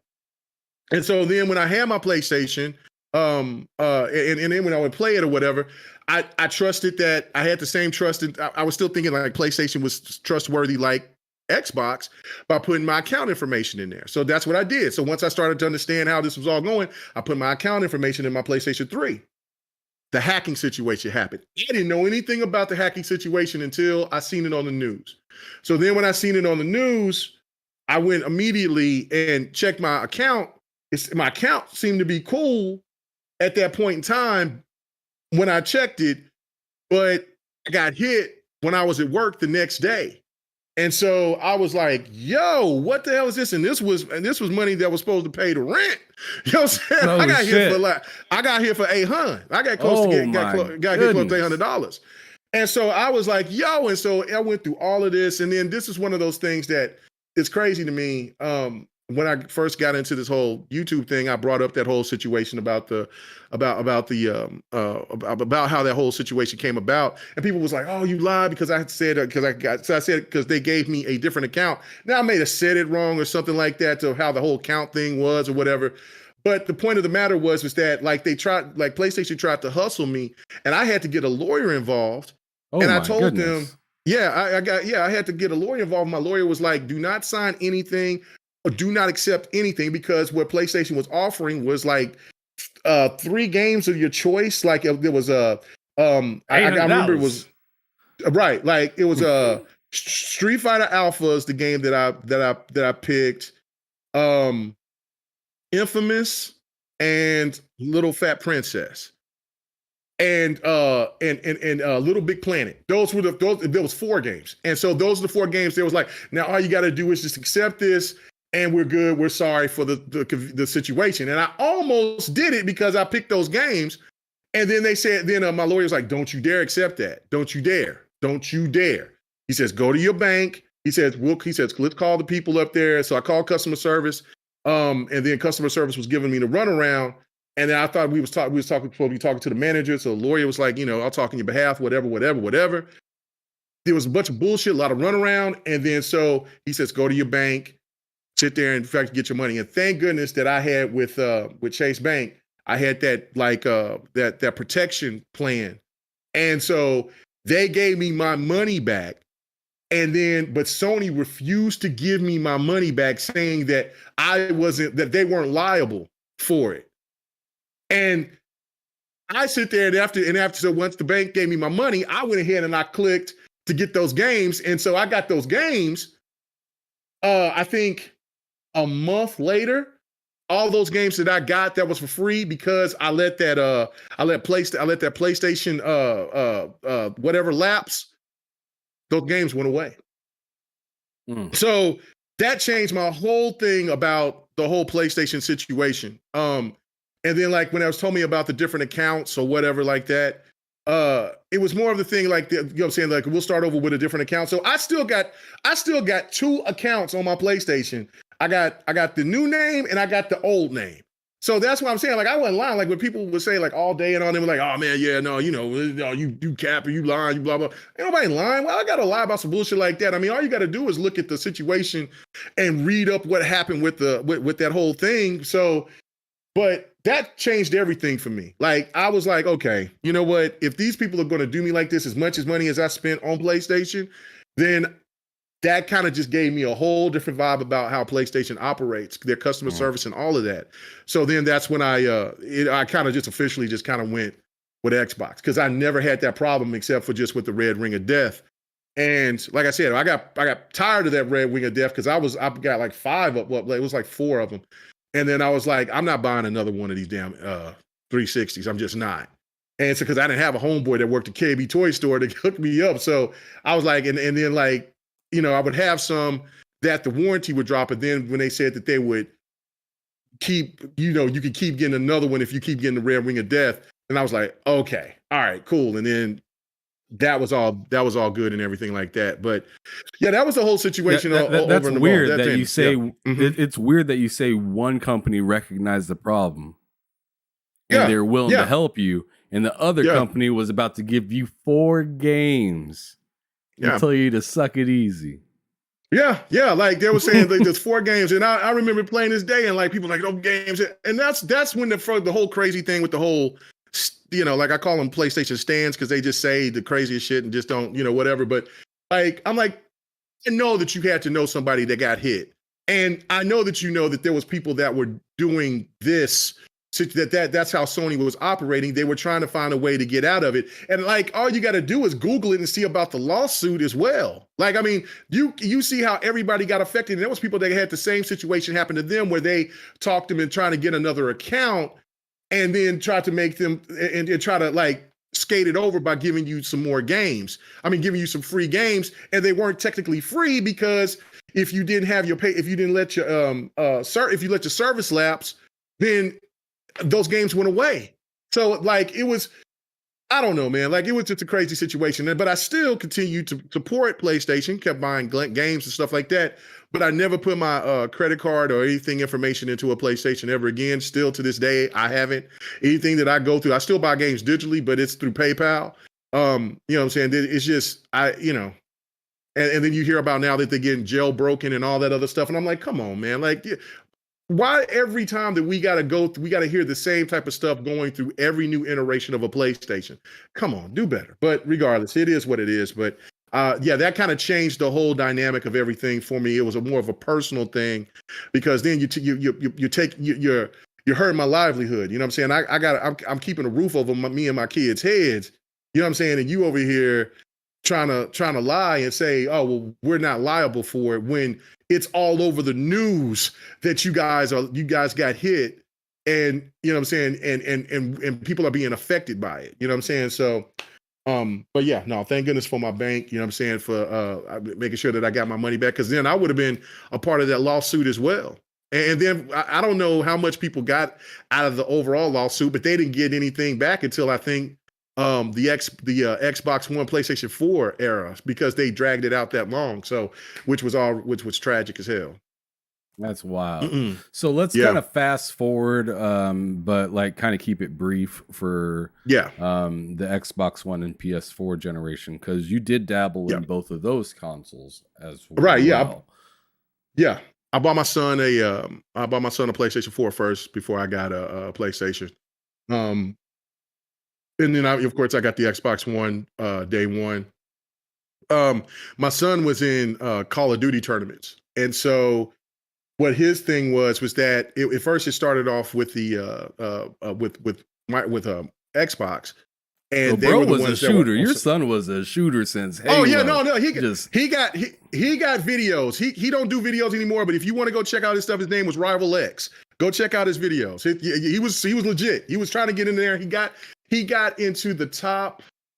He went to the regionals in Dallas. I mean, he went all over the country, but he was the highest he got, I think, was in like 3rd or 4th place in the Dallas regionals. He was right there. Like people from MLG was looking at him and but they were, you know what I'm saying, but they were kind of courting him. There was other people that they didn't really like on his team. And so I don't know, it was a crazy thing, but yeah, you can go check out his channel. His channel, if you can see, is Rival X, little light-skinned kid. You know what I'm saying? So you go check it out. But anyway,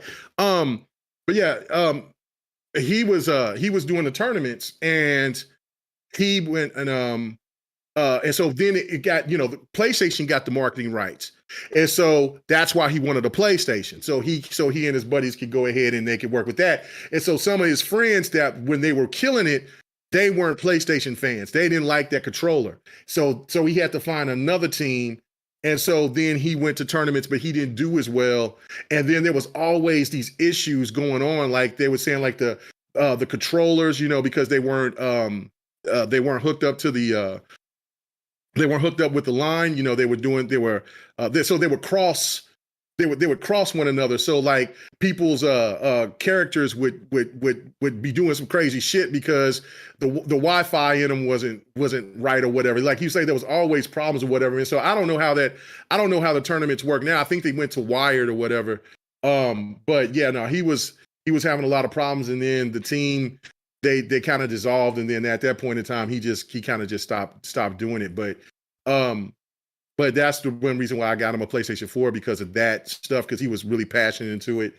He thought about getting into Halo, but he wasn't he wasn't a Halo 4 multiplayer fan at that point. And so he was like, well, maybe I'll try to do it. But then that's all it was COD for him. So, and even to this day, like, I mean, he's close to 30, like he's 28. He's 28 now, but he like he'll grab the sticks and and he'll still get about 75 kills. I'm like, I don't even know how the hell you do that. Like, how is that possible? Like, I mean, I feel good when I get 20, 23. Like he getting 70, like he ripping. And I'm like, I'm rusty. I'm like, damn. Anyway, like he was the first person I seen that did a drop. Rusty. Yeah, like how the fuck you rusty? And now you dropping a nuke. I didn't even know this game had a nuke. Like, what is like, damn, bro. So like whatever. So but yeah, he would clown. So but he's doing his things in real estate, stuff like that. So he doesn't game like that, but he loves Apex. He loves Apex Legends. And he's even talked about maybe wanting to be a manager or something one of these days or whatever, but I don't know. But yeah, that's how that was. And I was, with the Xbox One, Killer Instinct. That was all I needed to sway me over. Of course, the Snap feature, the stuff within the Xbox One. I was like, oh, okay, they back on the innovation. I'm cool. I'm with that. So yeah, it was all about that. But then I eventually got me a PlayStation 4 as a gift. And then, with Horizon, Zero Dawn, Neo. And I got talked into getting, because I wanted the Street Fighter 5. The Street Fighter 5 bundle. And I'm glad that B Shadows talked me into building my first true gaming PC, but even though a lot of people clown my PC at the time, but it was a good thing because Street Fighter 5 was only like $30 on PC. If I got that bundle, because I was going to buy it at that time, I'd probably be done with PlayStation because I was like, the Street Fighter 5 was so bad. Like, how are you going to do this to a premier fighter and make this like this? So it was a good thing that I started off with Horizon Zero Dawn and Neo. So then of course I got Drive Club, and then I was playing other older games and Bloodborne and all the rest of it. And it's a good quality console. There's no doubt about it. It has some really great titles.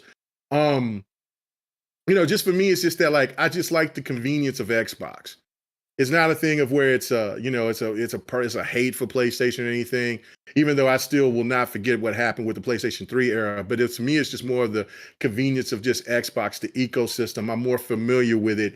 Everything is seamless to me. Even when they do changes. And that's why Xbox to me has just is my premier console and will most likely continue to be my main console for the foreseeable future. Even if Sega decide to come back, do another console, I'm not buying it this time. I think I'm just kind of stuck where I'm at. I'm older now. I'm comfortable with what I like to play. And like I said, the ecosystem, the friends that I've gained and stuff like that, I just enjoy Xbox a hell of a lot more than anything else out there. Okay. Mm-hmm. So now with this new generation, are you looking into getting a PS5 and joining quality? Or where are you at with this right now? Because I know that you don't have one. You primarily game on PC and Xbox Series X. And don't you have a Series S as well? Yeah, I got a Series S and I got a Series X. And I still got the Xbox One X as well. It's right there looking. It's disrespectfully on top of my PlayStation 4. Sorry. Oh my God! There you go. you didn't even have to say that. That's. But God. No. You sound like Too Big. Too Big put his Xbox. I think he put his Series X on top of his PS4. And I was like, disrespectful. Bro, that's so disrespectful. That's disrespectful because that's But no, the only reason why I got it there was because I was testing it out because I let my son get a hold of it, but for some reason the HDMI doesn't work, so I'm probably going to have to get it fixed because the warranty is gone. And a lot of people's like, well, why don't you just get an S instead? No, that's not the point. I just, what I'm saying, I pay money for the console. Like if what I'm saying, if it's not crazy, then I just won't, I'll just get it fixed. But yeah, no, So I forgot what your question was. What you were saying about this generation. What was the question that you asked me? I'm sorry. No, I was just asking like when or like are you going to be getting a Oh yeah, PS5? PlayStation 5. Yeah, I did make the promise that I was going to give me a PlayStation 5. Because what I'm saying, I've always owned a PlayStation. But I also have made it clear because of Sony's positions, I'm not getting a PlayStation after this one. This is the last console that I'm getting from Sony. You will allow yourself to miss out even if PlayStation 6. I mean, let's say because yeah. Are you? So there was an announcement today, I believe, by like Herman Hulst or something like that said something similar to the likes of, we'll be coming out with games on PC, but it'll be a year after it's been on PlayStation. You're comfortable just waiting that year? Yeah, I'm comfortable.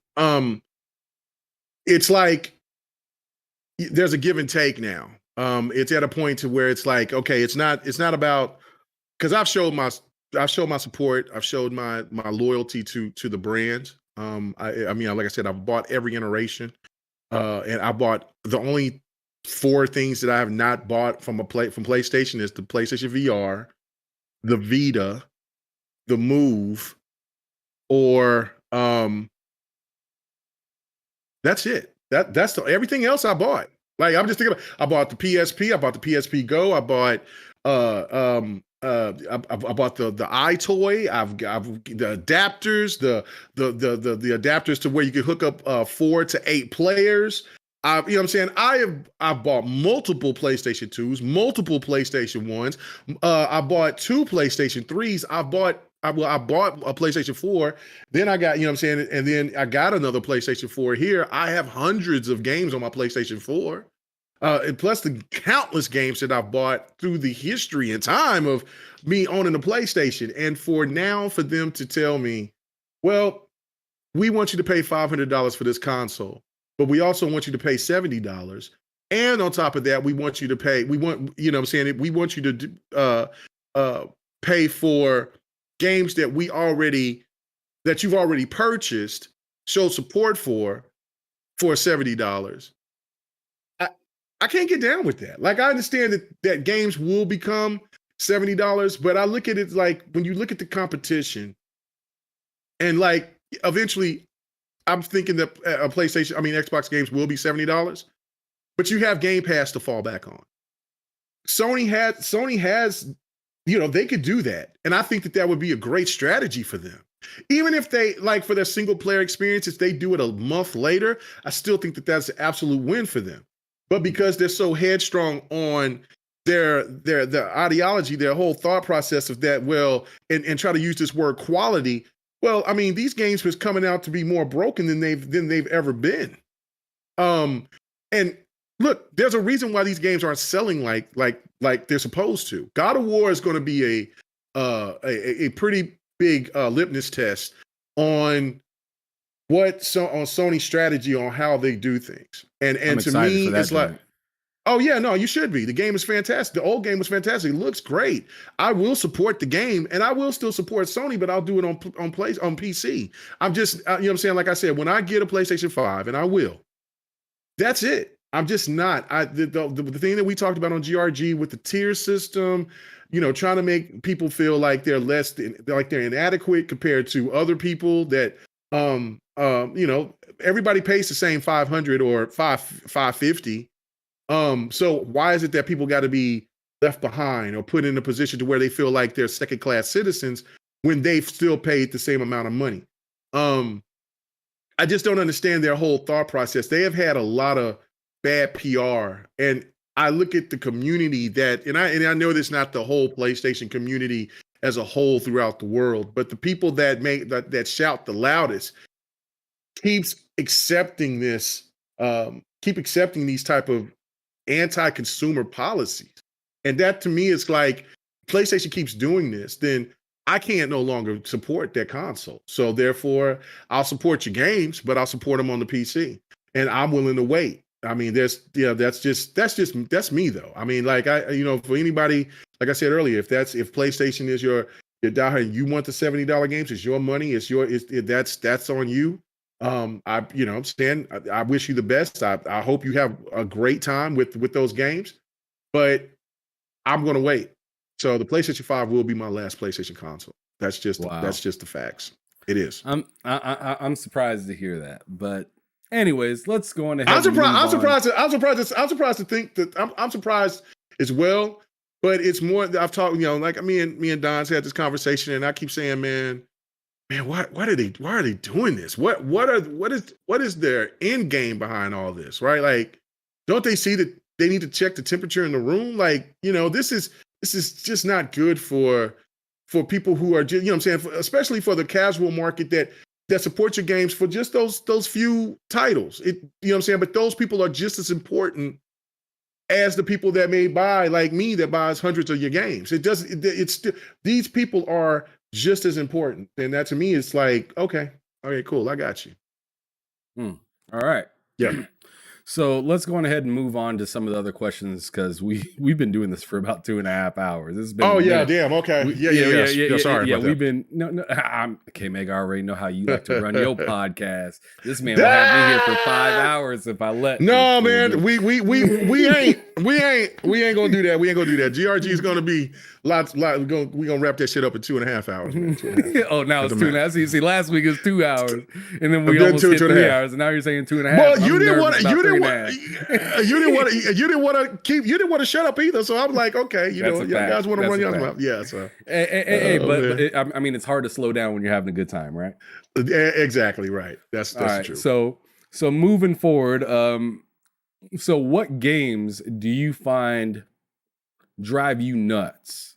Like, as of lately, not like past games, just like the more recent games, because it seems that, and I know this kind of happens every generation, but it seems that, especially this generation, that a lot of companies are repeating what other companies are doing and coming out with very similar games. If you watch the latest Disney showcase, it felt like you were getting another Mario Kart kind of game, another battle royale like kind of thing, and stuff like that. And it's just like yeah, that's cool that you got your own thing, but it's like the creativity kind of seems a little piss poor. Right. Where do you stand at with all these kind of games coming out now? What drives me crazy are battle royale games, and for people to keep on trying to keep bringing up like Halo. We want battle royale, and that's fine if they want to do that. I mean, but it's not. I'm not into battle royale like that. I have played Fortnite. I've played other games that has the battle royale format, but it's just not for me. Like, I mean, Warzone on Call of Duty. It's cool with friends. I don't like it playing it by myself. I mean, it is what it is, but I am traditional arena maps, get in there, 6v6, 12v12, or big team battle. And let's get to work. You know what I'm saying? Let's put in the work. If I'm not if I'm not killing enough, then I'm good to be for support. You know what I'm saying? To maybe flank, do some other things. But I love that. That's the stuff that I enjoy. And it seems like we're getting less and less of those type of shooters, and we're getting more of this. And then another thing too, which and I understand, like, because they're becoming seeming more popular going forward, are the brawler fighters. Now, Multiverse is a really good brawler. Of course, that's the one brawler to me that I feel that's close. That's even close to Smash Brothers. But now we're starting to see brawlers everywhere. There was a Nickelodeon brawler. There's this. I mean, we're hearing PlayStation might do their own brawler, might bring a brawler back. Xbox, the rumors about them doing a brawler, which I think that those games will be fun to play because of the characters that can be set. I just don't want brawlers to take over for the traditional fighters of what we see from Street Fighter, Virtua Fighter, Tekken, because if you really pay attention, Dead or Alive, there's not that many 3D fighters anymore. 3D fighters has kind of become a lost, like a dinosaur. You know what I'm saying? Like, there not that many of them. It's mostly 2D, but I like the traditional stuff, and hopefully that they will stay there. I think that there's other ways to try to make those games more appealing, especially for fighters, because fighters is becoming a niche genre. But yeah, the battle royale thing is definitely kind of, and I get it because Fortnite is the hot ticket, but they're not my thing. Those games just annoy the hell out of me. Okay. Mm-hmm. So what games, this is going in a different direction. What games are you most looking forward to within the next calendar year? Oh, I'm looking for yeah, you trying to get some slander. I know you're gonna throw some slander at me, but yeah, listen, these are quality titles that are coming up. You know what I'm saying? So, you know what I'm saying? I don't want to hear no lip from you when I say Midnight Suns. I don't want to hear nothing. Hold up, pause real quick. Wooly Gamer got some smoke for you, sir. Let's go, Willie. So Wilmy? Is it Wilmy? No, Wooly. Oh, Wooly. Yep. Okay, go ahead, Wooly. Wooly Gamer, good dude. I like Wooly Gamer. He's a good dude. He's a good guy. He's a stand, but he's a good guy. He's a big time PlayStation guy, and he's a stand, but he's a good guy. I gotta give him his respect for loving what he loves. You know, right? Right, no doubt. So what he says is curious why say I'm gonna get a PS5. This will be my last one. Why get a PS5 then? Do you want PlayStation or not? This is bizarre. This is a bizarre take, Kay. Make people feel inadequate. The fuck am I listening to? Well, I mean, you just heard what I gave my explanation to, and look, it's my money. I could do what I want to. I could say I can make the choices that I want. Though I said that I was giving me a PlayStation 5. I'm a man of my word, so I'm going to get a PlayStation 5. I could easily not. It's at that point where I don't care, but I will get a PlayStation 5 because I said I was getting a PlayStation 5. I've always bought PlayStations, but this will be the last PlayStation. It shouldn't be that difficult. It's no different from when I've seen, and I think this is the craziest thing ever, is to buy an Xbox, then a month later, show yourself traded in. When I buy a PlayStation 5, I'm not trading anything in. I still got my other PlayStations. When I buy a console, I invest. And so I know when I buy a PlayStation 5, I'm going to invest. I'm going to buy games for it. But going forward, that's it. You know what I'm saying? If the PlayStation 6 is, which I still feel that there will be a PlayStation 6. Now, if you go further than that, I don't know, that's a little sketchy. But for me, I just look at it as that PlayStation has lost its way from what I used to love PlayStation for. This is all your opinion too. This isn't like for everybody. No, this isn't for everybody. That's what I'm saying. Like, you love what you want to love. But I think for me is that if you think that PlayStation is if PlayStation is everything to you, it is the best console, it gives you the best games, get best quality, best innovation, best everything, then by all means, keep enjoying your PlayStation. And if you feel that Xbox is not fulfilling anything for you, then why get an Xbox? But for me, I've always been a person that was a multi-console gamer. And I got all these, I got PC, I got a Switch, I got the PlayStation 4, I got the, you know what I'm saying? And I never bought the Pro. Now, I may have sit there and if I got the Pro, I might have sit there and man, I might skip out on the 5. But I never did get the Pro. So that's another reason why I want to get I want to get it, because I want to see what the power of the box has. I have got a chance to play it at a Best Buy or something like that, but that still isn't the way to, you know what I'm saying, to play it on my television, on my Q90R. So I want to have that experience to see what the PlayStation 5 can offer. But I am not a fan of their policies. I'm not a fan of what they're doing. And like I said, for me, being a person that's bought a PlayStation from day one and how they were at that point to now, I'm just not digging what the company's doing. Here's maybe a better question. What would it take for you to look at PlayStation in a different light?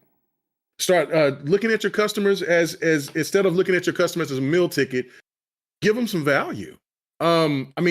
Listen, I would not. The whole remake thing is bizarre to me, but okay, I get it. You want people to still keep on. You want people to keep um, uh, supporting those type of titles. Maybe there's people that are new to the PlayStation 5 that did not have a PlayStation 4. That is absolutely understandable. But why should The Last of Us remake be $70 instead of 40? Like, that's a reasonable price. Even if you did 50, I'm like, that's a little steep, but cool, whatever. You know what I'm saying? The game is going to depreciate in a couple of months. It'll get down to 40 in a little bit of no time. But when you got a game at 70, you're acting like but then you're treating this game like a brand new title and this game has no true enhancements except for graphics. There's no other stories. There's nothing else. You gutted the multiplayer. That just makes no sense to me. And then we hear in Horizon Zero Dawn is going to get a remaster. We don't know if that's still a rumor. I thought I was disappointed about The Last of Us. The Last of Us is starting to make a lot more sense now compared to Horizon Zero Dawn. Right. You know what I'm saying? And so, like, okay, and then the whole multiplayer aspect of it or whatever, like, you know what I'm saying? We still got to get more information about that.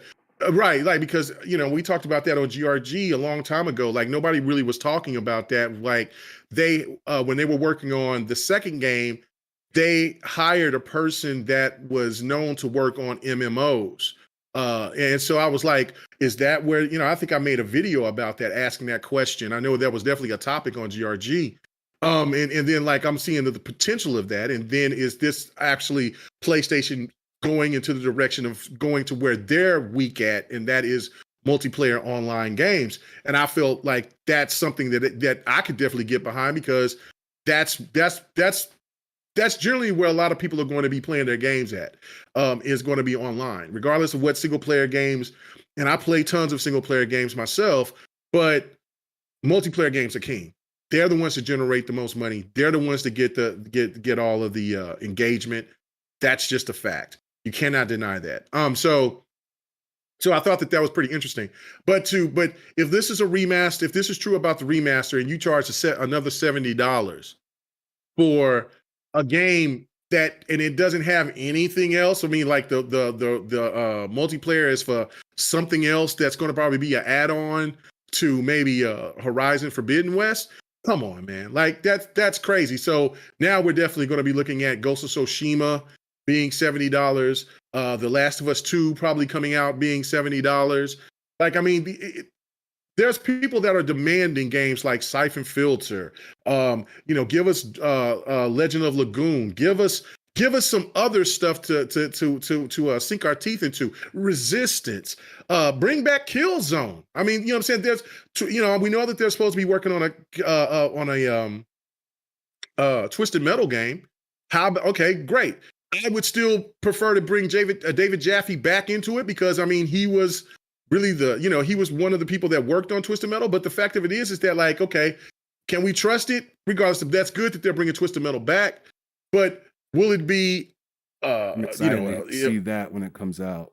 Right. I'm excited to find out what it's going to be about, but will it be a shell of itself, or will it be the dark, will it be as dark as the previous ones from 1 to Black were? Because, oh man, I'm hoping it's really dark. Up. Yeah, I'm hoping it's it's gotta be dark. I mean, that's what Twisted Metal is all about. So, but yeah, there's so many other classics that PlayStation has. I mean, hell, bring Dark Cloud. There's just, I mean, tons. You know what I'm saying? So I just look at that as a situation where, if Sony kind of just keeps on just doing these remasters instead of bringing out new quality content, like they, so like people keep saying, then they're missing a big opportunity, especially on a console as powerful as it is, in my opinion.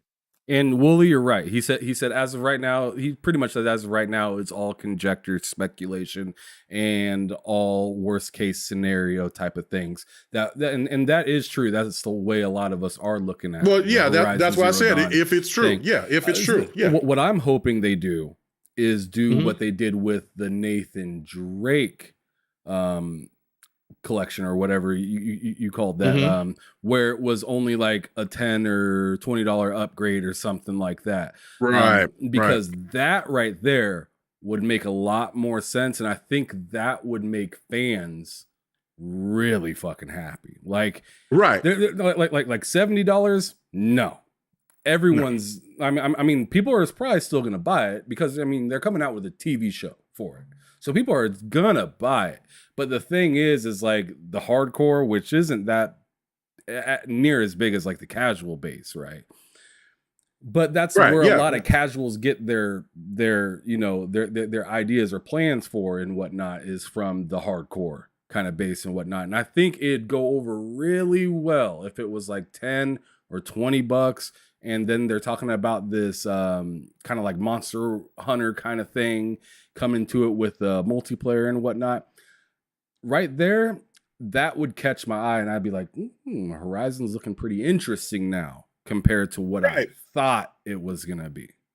Right. See, that's the thing I think where Clarity. with Horizon, I think most people can agree that the story kind of falls flat, but the gameplay is gold. And so that's the reason why I enjoy it, because I kind of tune into the story, but it's not even, and then I'm hearing the same thing for 2, like the story just doesn't it still falls flat. But again, it's the gameplay that I feel that's where it's at its best. So if you can have that as a multiplayer game, that would be great. I mean, that'd be something I've definitely get my hands on. And like for the Nathan Drake collection, I just bought that for the PC. So you know what I'm saying? So like I said, I'm still gonna be supporting PlayStation games. I'm just gonna be doing it from a different angle. So like when people used to say when Xbox first implemented games to come over to PC, I never looked at that as a insult. Like, you're still buying Xbox games, you're still supporting Xbox. So for me to say like I'm just going to move away from the console, I'm just going to, because I don't see the point of me paying afterwards, after I get this console. And when we go to another one, and then they're going to just do the same shit with remasters and things like that, I'm just going to upgrade my PC. And then, okay, if you want me to pay $70 for your games, if you want to even charge $80 going forward, I'm gonna make sure I get them on what's called, and I'm not even gonna pay $500-$600 for your next console. I'll go ahead and bite the bullet on this one because I said I was gonna do it, but after that, that's it. So I mean that's just, and like I said, that's my decision.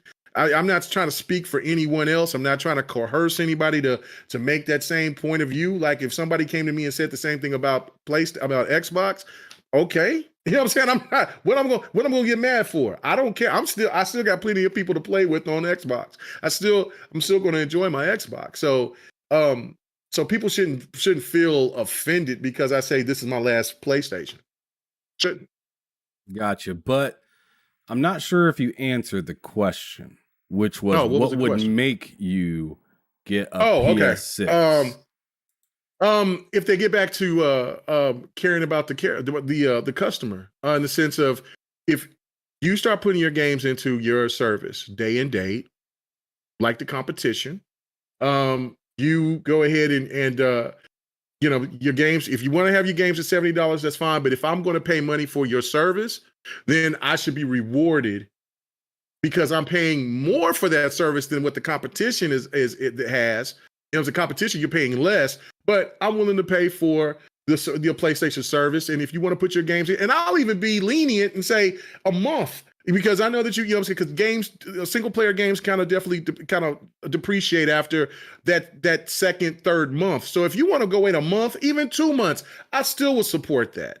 But from now, from you telling that you're going to start putting your multiplayer games day and date on PC, and probably on your services day one, then you could do the same things with the single player experiences. And then if you're going to make all these remasters, because we already hear that there's another, I guess they're going to be working on Death Stranding 2, I believe. And then I guess that there's supposed to be like a collection or something or whatever. So I think there's another remaster that's going to be coming out most likely.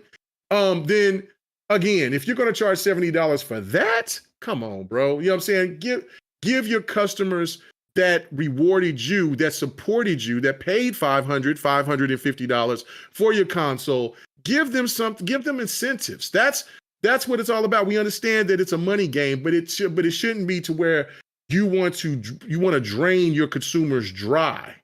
There should be a little give and take. And so with the competition is definitely giving you a lot more value for the bang for the buck. So that's just my thought process. So hopefully that answered your question. Tony needs to just do that. Fair. Yeah, that's fair. Okay. All right. So moving forward, kind of curious of Mhm. all of the different consoles that are out. So like Switch, PS5, Xbox Series consoles. If there was somebody that you knew that was not a gamer at all, which console would you have them pick up? Series S. Now, why do you say a Series S? Okay, for the one reason again, value.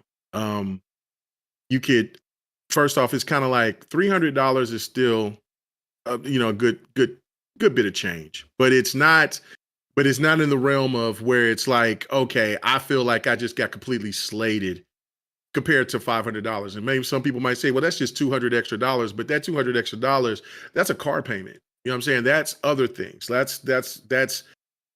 could be all different types of realistic payments, not for just entertainment. So if you are a person that is into, if you're trying to get into certain type of games, you've heard about the Call of Duties, you've heard about all this other stuff, then how about you try the Series S? Because you can even find a Series S now for $250. And if since you're new to gaming, so you're probably not really interested into having the most powerful graphics or things like that. This is a good entry console for you to go ahead and try, and you'll have Game Pass, which is a value into itself that you can try out. It's kind of like a rental service, a rent to own, because you can buy those games, but you can get these games and you can play hundreds of these games and try them out and then see if you're just into gaming, period. And I'm pretty sure out of those 400 plus games, you will find something that you like if you're serious into wanting to get into gaming. But if you want to but if you just want the Call of Duties and things like that or whatever, so that's just the best way I think to me is the easier buy because of the price factor. The entry fee is just, it's a no miss in my opinion, because you'll get the newer games that gets to come out. You get to play the older games that were on the previous that came out on the previous consoles, and on top of that, you got the third party and you got Game Pass. You just cannot fail with and like I said, you can find a deal for $250. You can't beat that. You can't to get all of that and all of that for $250. You ain't gonna find a deal like that nowhere else in gaming, in my opinion. Okay. All right. Mhm. And then what about this specific generation do you find kind of nerve wracking? Um, Like what scares you about this generation, if anything? well, I mean, well, I was talking about it earlier. It's just the fact that people just don't respect people's opinions. It's okay to push back. It's okay to debate. It's okay to question what somebody is saying. If you disagree, but there's a way about doing it. It's it's um it's it's sad that people will get behind some kind of anime character on the internet, make a sock account, and then they just talk bad about you, call you stupid, call you dumb, disrespect your family, disrespect all that. Like, what is the purpose of that? What you know what I'm saying? Because I mean, knowing it, like you said, you can't, that person is 9 times out of 10 is not going to say that to your face. And normally when people are real like that, they're not saying too much anyway. Like the most dangerous people are the most quiet people. So it's not, so the ones that you don't know about is the ones that you need to be concerned about, not about the ones that are loudmouth and they constantly want to berate you and things like that. I mean, when did it become a thing to where people can't have a conversation?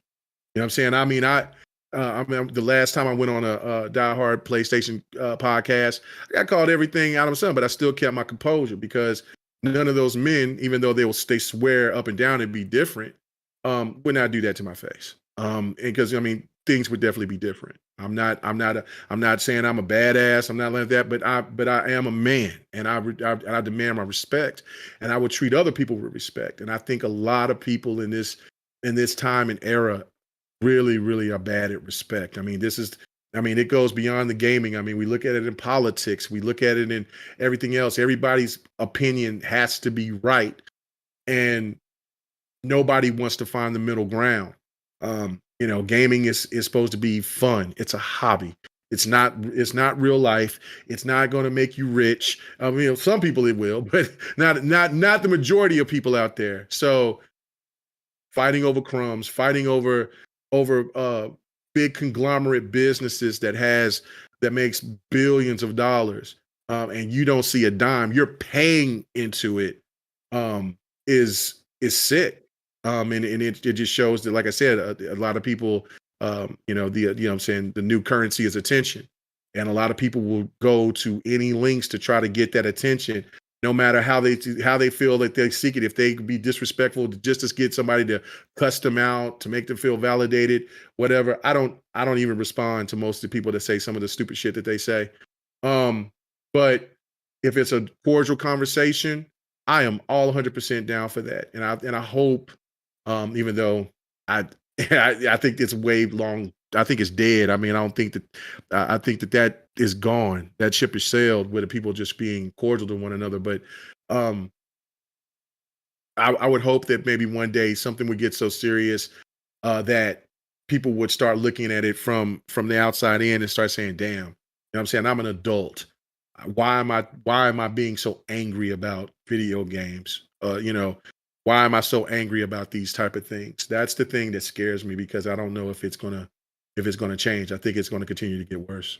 Yeah, and I like what Wooly says right here. He says, yeah, I agree with KMEGA here. He says, the trolls that exist today definitely concern me. So many people are losing their freaking heads. And then Yogi says, they wouldn't do that to anyone at a convention. And if they do, they will ruin it for the real ones. But see, that's the thing. That's why I capped it for E3 so much. And I was telling people, that's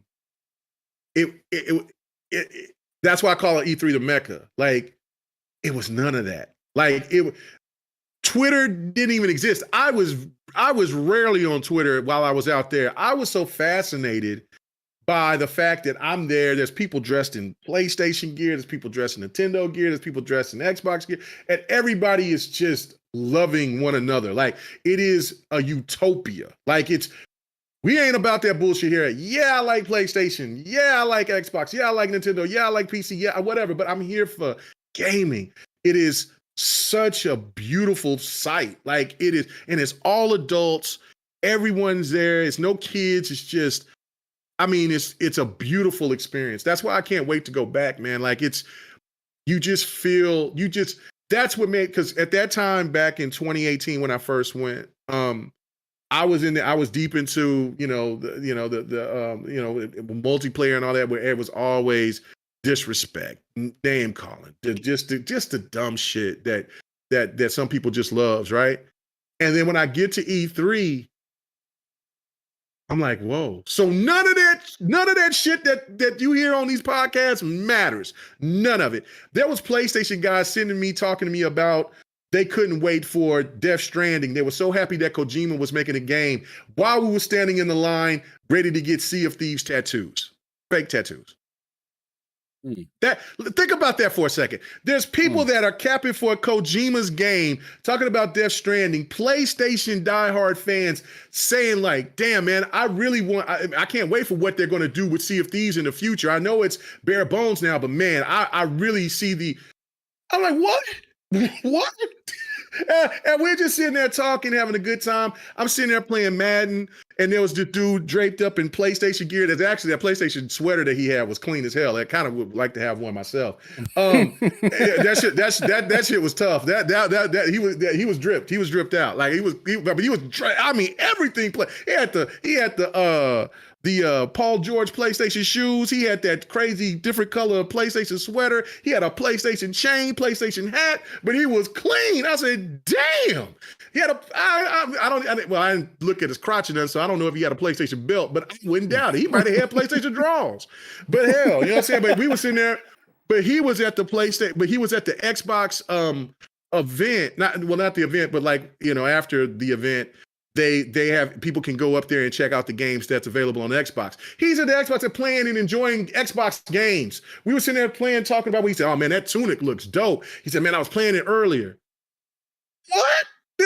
draped in PlayStation drip. What? And so that's when I realized there is still hope for people out there, but it's got to be in person. It's got to be, you got to find the people that are respectful and honorable to what gaming is, not to a brand. Yeah, regardless of what people may think about me being an Xbox guy, I'm still loyal to gaming. I love gaming. Now, I know I just made my saying about not getting another PlayStation console, but I'm still going to be buying PlayStation games. So I'm still going to be supporting gaming. To me, it's just more of like, it's like we don't have enough of that. If we can get back to that, then we can weed out the bad apples that just constantly cause these rifts and wants this controversy and drama, and we can get back to the way that it used to be where people could just have good, decent conversations and have great topic points. Absolutely. Yeah. And Dre Watson and Innate, I appreciate y'all for showing up as well. Innate says a lot of people would watch, or actually no, before he said it's always about gaming for me, and I can tell when it's not about that for a lot of people who are new to the community, and I'm just not messing with it. And then he goes on to say a lot of people would watch the gaming industry burn and claim to be part of the community these days. He's right. About gaming for me, 100%. Right. I love that comment. I thought that was a great comment. I had to read that out loud. That was fantastic. That was a great comment, right?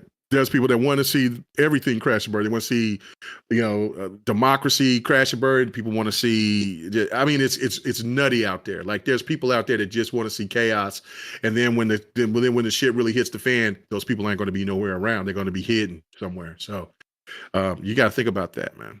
All right, so we're almost hitting the 3-hour mark, so I'm going ahead and ask you this fun question right here. This is ridiculous. I thought we were supposed to be here an hour. We were supposed to get to watch and play some 2K. Now playing. Go ahead, man. All right, so one of my last questions is going to be, what 2 games? Because I know this is going to be different than the last time you answered this a long time ago. But what 2 games would you like to see get revived? Not from last generation, obviously. I mean, that's already a dilemma as it is. PlayStation's already doing that for us now. Yeah, let's go back. What I'm saying? Hold on. I got to say this before I see Wilmy. He's like, appreciate K's last speech. Now you better reflect that energy on Twitter, bro. Man, bro, I reflected it. Listen, I'll make my post. I don't sit there and say PlayStation dog shit. I don't do that. I'll sit there and I'll make my point. And what I like baiting people because. Woolie's baiting you right now. Yeah, I know. I love baiting people, man. I love baiting them. So I'll put something in there, and then so they're like, and I'm like, why are you tripping? I mean, it's not even that bad what I posted. But anyway, it is what it is. But okay. Anyway. So the 2 games. I thought it was 5. Okay, so it's 2. Okay. Yeah, it's just 2. Legend of Legaia. You know what I'm saying? Bring that back. I want it to be turn-based because you could do so much more with the combat. I know that made you feel good, Ham. Legend of Legaia, would love to see that game come back. And wow,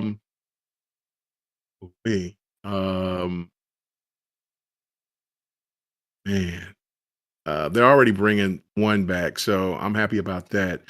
I would say bring back Atagi. Wow. These games like these soul-like games, they're popular right now. If you bring back Atagi with today's technology, put that on the Unreal 5 engine, man, that game is going to be damn amazing. So I would love to see that game make a return. You know what else would be dope to see again? What? Onimusha. Oh yeah, there's been plenty of rumors that they're supposed to be bringing that game back. I would love to see that. And the same with Power Stone. I mean, those are rumors. Those are those leaks. So yeah, Power Stone. That was the original. Well, I don't know which one came out first, if it was Smash Brothers or Power Stone, but I think it was Smash Brothers. But I definitely would. I definitely rock Power Stone. Power Stone that's my shit. I can get to that. Fair enough. And then my last question is if you have any questions for me at all before we get up out of here. Okay, so as a gamer, what what is it that what got you? Okay, so as a gamer, what got you into podcasting? What got you to wanting to do this? What was that first initial thing that that said, you know what, I think I could do that? What was it that that gave you the passion to want to do this? Um, so so I'm pretty new to all this stuff. I've only been doing this like for the past year. I've been gaming all my life, but Right. I've been only new to watching stuff on like YouTube and whatnot for now about a year and a half. Okay. Hmm. And when I watched it, I was like, oh, this is cool. I'm getting a lot of good news and whatnot. I'd see all these different shows and they'd have guests come on, right? And I was like, you know what? That's cool. I like seeing that and whatnot, but like I felt like I was getting a little echo chambery, like because it felt like I was always hearing the same people say the same stuff. Hmm. Especially when they had guests, it seemed like a revolving door where it was like the same six guests or something like that over and over and over. And like, although I do like that because you get familiar with the people that are out there and doing the content and whatnot. Hell, we do that on GRG, right? We pretty much have Right. similar guests every week and whatnot, which is fun. You get to know the people on the show very well. But for me, I like seeing new faces a lot. And I like to hear takes and I like to be I like to be pushed a little bit. So like if I'm Hmm. wrong about something or if I'm right about something, I want it to like I want to hear it from somebody else. So Hmm. maybe you can like there's been some things that you taught me. Like I remember I got really angry about Starfield being delayed, right? Hmm. Hmm. And you had to remind me, yo, these delays have been happening everywhere for a minute, and this probably won't be the only delay. And my argument back to you was, well, this is kind of a stigma for Xbox, and it's just not a good look. I thought I was just completely right, but the real fact was is that we were both kind of right. Yeah, Xbox kind of created a stigma for themselves, sure, yes, Right. but Right. as time went on, it was like delay here, delay there, delay Right. fucking everywhere. So I'm sitting here like, maybe KMEGA's on to something because he was saying that there's just delays just happen and it happens to all sorts of different games, the big ones, the little ones, everything. And it doesn't matter if it's Xbox, PlayStation, or Nintendo. Delays are Right. delays and they happen. So so just that kind of like pushback is interesting to me. And Mhm. I wanted to be able to have that with new people consistently. And I also want to hear where they come from so they can back up what they're talking about. So that's why I made this show so I can hear where you came from. I've had Wooly on this show. I've had John Wolf that's in the chat now on this show. I've had Mhm. you on the show before. I hope to get Dragonheart Yobi here someday. Yobi! Maybe somebody like Dre or Innate. And you know, I mean, I'm down to talk to anybody. You already know that, K-Mega. I've had all Oh yeah. sorts of people in my Yeah. podcast. And one of my favorite things to hear is, ugh, why you have him on your show? That makes me smile because it Yeah. shows me that you're not willing to listen. Right. You know what I mean? Yeah, they caught into the console war bullshit. Yeah. Yep. Like I mean that's You it. are blind. You don't want to hear shit, Yeah. but anybody that you just want to hear people agree with you all the fucking time. Right. That's And it. to me, that's boring, annoying, and I feel like you can get that from plenty of other podcasts as of right Oh now. yeah. You can hear you can go on to a podcast Monday through Sunday and hear the same people agreeing on the same stuff or hating on the same stuff, and it's just kind of boring. Mhm. So for me, I was just like, man, I'm gonna open up a podcast where anybody can come on, anybody can spit their bars, and anybody can agree or disagree with me if they want. but I also want to know where they came from before they, agree or disagree on whatever that I have to say. So that's why I made this podcast in particular. Getting into the podcasting for me was it felt like a must. Like I can't talk to my wife about this stuff. All she plays is Halo, Right. Tetris, Yeah. and these old school consoles that I got, Mario 64 and shit like that. She doesn't care about that shit. I'm definitely not going to talk to my 4-year-old about it. I live in Des Moines, Iowa. I don't know anybody here. I just moved here a few months ago. When I first started doing this podcast, I was living in Kansas City, Missouri. Then I moved to Kansas. Now I'm in Des Moines. Before all that, I was in Denver, and I was in Lincoln, Nebraska, and Fort Worth, Texas. I don't get to meet too many people that I can connect with on a good level and just sit down, invite people over to game and all this shit. So where can I go to talk to somebody? The internet. That's why I'm doing this, is so I can not only talk to people, but I can learn stuff, and hopefully at some point later on, maybe I could, make some, stack my chips here at some point. That would be the dream. But where I'm at right now, I'm just enjoying myself, doing my damn thing, meeting a bunch of dope people. I've met I've met the dude at Digital Foundry, John Lenneman. I got to meet Jerry Hook, which was like the lead designer of Halo Infinite. I'm meeting you, Wooly, Jay Barry, and it's really cool because we put away. It's almost like when you come onto this podcast, you put the gun away. You know what I mean? Yeah. It's one of those situations where all right, you might talk your shit on Twitter, Facebook, Instagram, or whatever, but here it's just peace, love, and chilling and talking about gaming. Whether we agree on everything or disagree on everything doesn't fucking matter. We're just here to talk about games and talk about our perspectives on gaming. So to answer your question, there it is. Yeah, no, that's well said. Well said. I mean, that's like, I you know what I'm saying? Wilmy, I love it. You know what I'm saying? He said, I respect K for being authentically himself. You know what I'm saying? Despite his bad takes. That's fine. Like, I love it. I love it. Like I'm saying, like, you don't have to agree with me.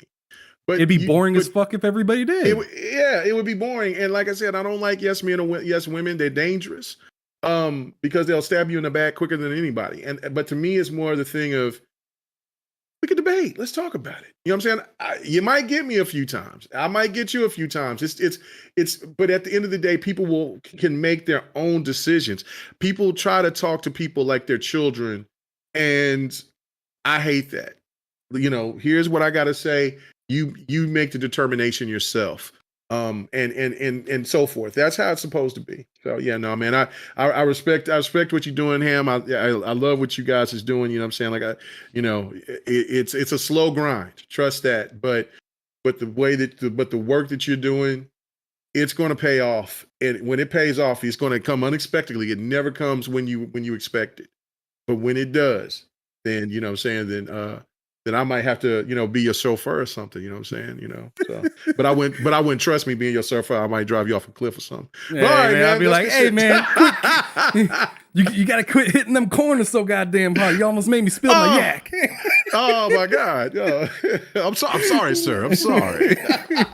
But anyways, it was a fantastic show. And like I said, man, I mean, I'm happy to keep doing this, man. I'm almost at 100 different people that I've talked to on this podcast. Man, crazy.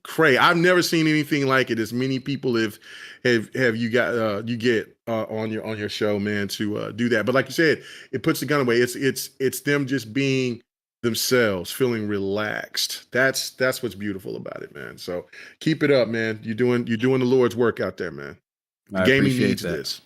Absolutely. Yeah, no doubt. And all right, so that's the end of the show. I appreciate everybody for finally coming out. It was a fantastic show.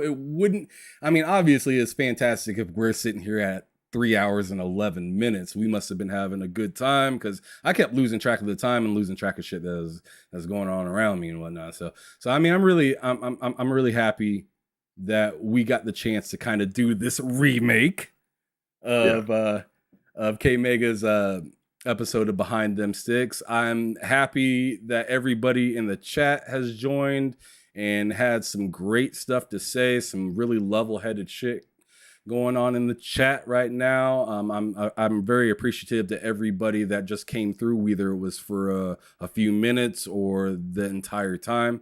I just really appreciate it. So y'all do what you do, but KMEGA, please let everybody know one last time, or not the last time, but please let them know where they can find you. I will answer this. He says, describe gaming in 3 words. GRG, baby. GRG.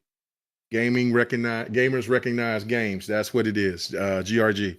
Well, that's letters, but you got it. Anyway, catch me on the GRG podcast every Friday night, the Lord's time, 8 p.m. Central, 9 p.m. Eastern, the Devil's time, at 6 p.m. Pacific, the out there time. And you know what I'm saying? And overseas, look, man, just kind of look us up, man. Kind of look us up. You know what I'm saying? It varies. When Loke comes on, it's like 3 o'clock in the morning, Africa time, or I should say Mozambique. You know what I'm saying? He calls it the motherland time. The motherland time. And then like we've had other people that's come from like Australia, which was 10 a.m. Then there was somebody that was in the UK and it was like 1 a.m. So yeah, it's all various times, but you can always come and check out the GRG podcast after that. We're going to start getting back on the radio on Spotify and stuff like that. So get ready for that. We're definitely going to be doing a different format here coming up soon. So get ready for the new changes. I do Fight Night Sunday. I haven't done it in a couple of weeks. I apologize for that. Been busy, been doing a lot of stuff, personal stuff really early in the morning, but we'll be back. I'm going to stream some fighters hopefully tomorrow or Thursday. So get ready for that. Sports night will definitely come back. I was going to do it last week, but my 2K game was not ready for prime time, but I think I'm ready now because I'm in that wreck doing some damage. A little bit of damage, you know what I'm saying? So I'm not all that, but it's fun. And then of course I do Devin the Gamer with as we would call it, the Son and Pappy show. But it's Devin the Gamer. We do that usually every other week. And so on Wednesdays. So check us out there.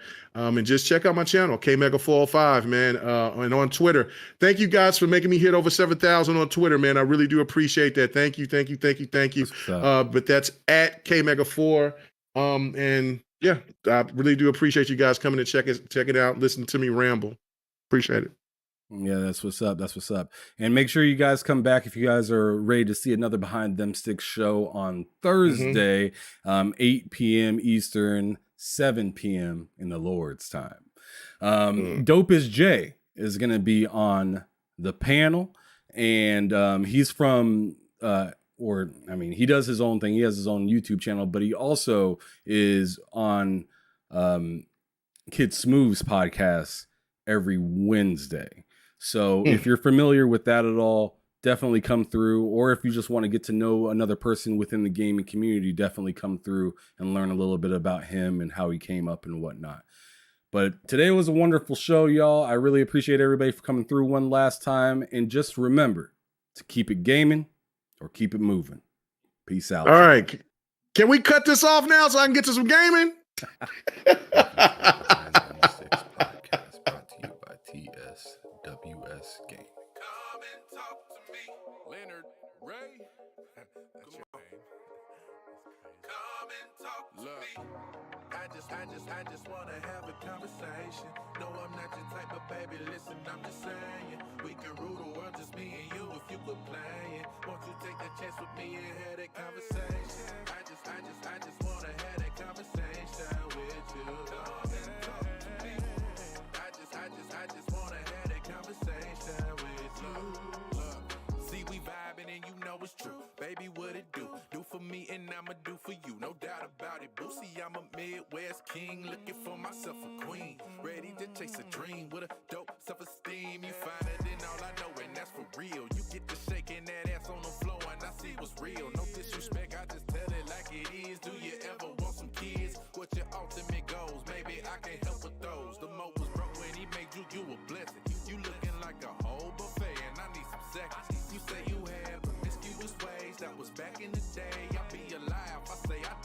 shit was a phase. So baby, take this journey with me. You can pick the time and place, this nigga isn't picky. Smile on your face, I know the deal. Sign and deliver after seal. I can see it in her eyes, this one right here for real. I just wanna have a conversation. No, I'm not your type of baby, listen, I'm just saying. We can rule the world, just me and you if you go playing. Won't you take the chance with me and have that conversation? I just wanna have that conversation with you. Come and talk, yeah. I just wanna have that conversation with you. Lady, you so far ahead of these others, just like a ship on the horizon. Picking up on your vibe, signal stronger than Verizon. All the thoughts that I've been contemplating, ain't no time for faking or debating. You the one, ain't no mistaking. Look, I see you swag different. Always carry yourself like you ready, you know the mission. I had to know you, I'm Kim. I can see why you timid. Hold up now, baby, listen. Just take that dance with me, I can show you that there's a difference. I'm locked in. I throw away my playaways because you pop in. A shooter always shoot a shot. With you by my side, I guarantee we'll reach the top. I put that on God and then I'll give you all that I got. So baby, take this journey with me. You can pick the time and place, this nigga isn't picky. Smile on your face, I know the deal. Sign and deliver after seal. I can see it in her eyes, this one right here for real. I just wanna have a conversation. No, I'm not your type of baby, listen, I'm just saying. We can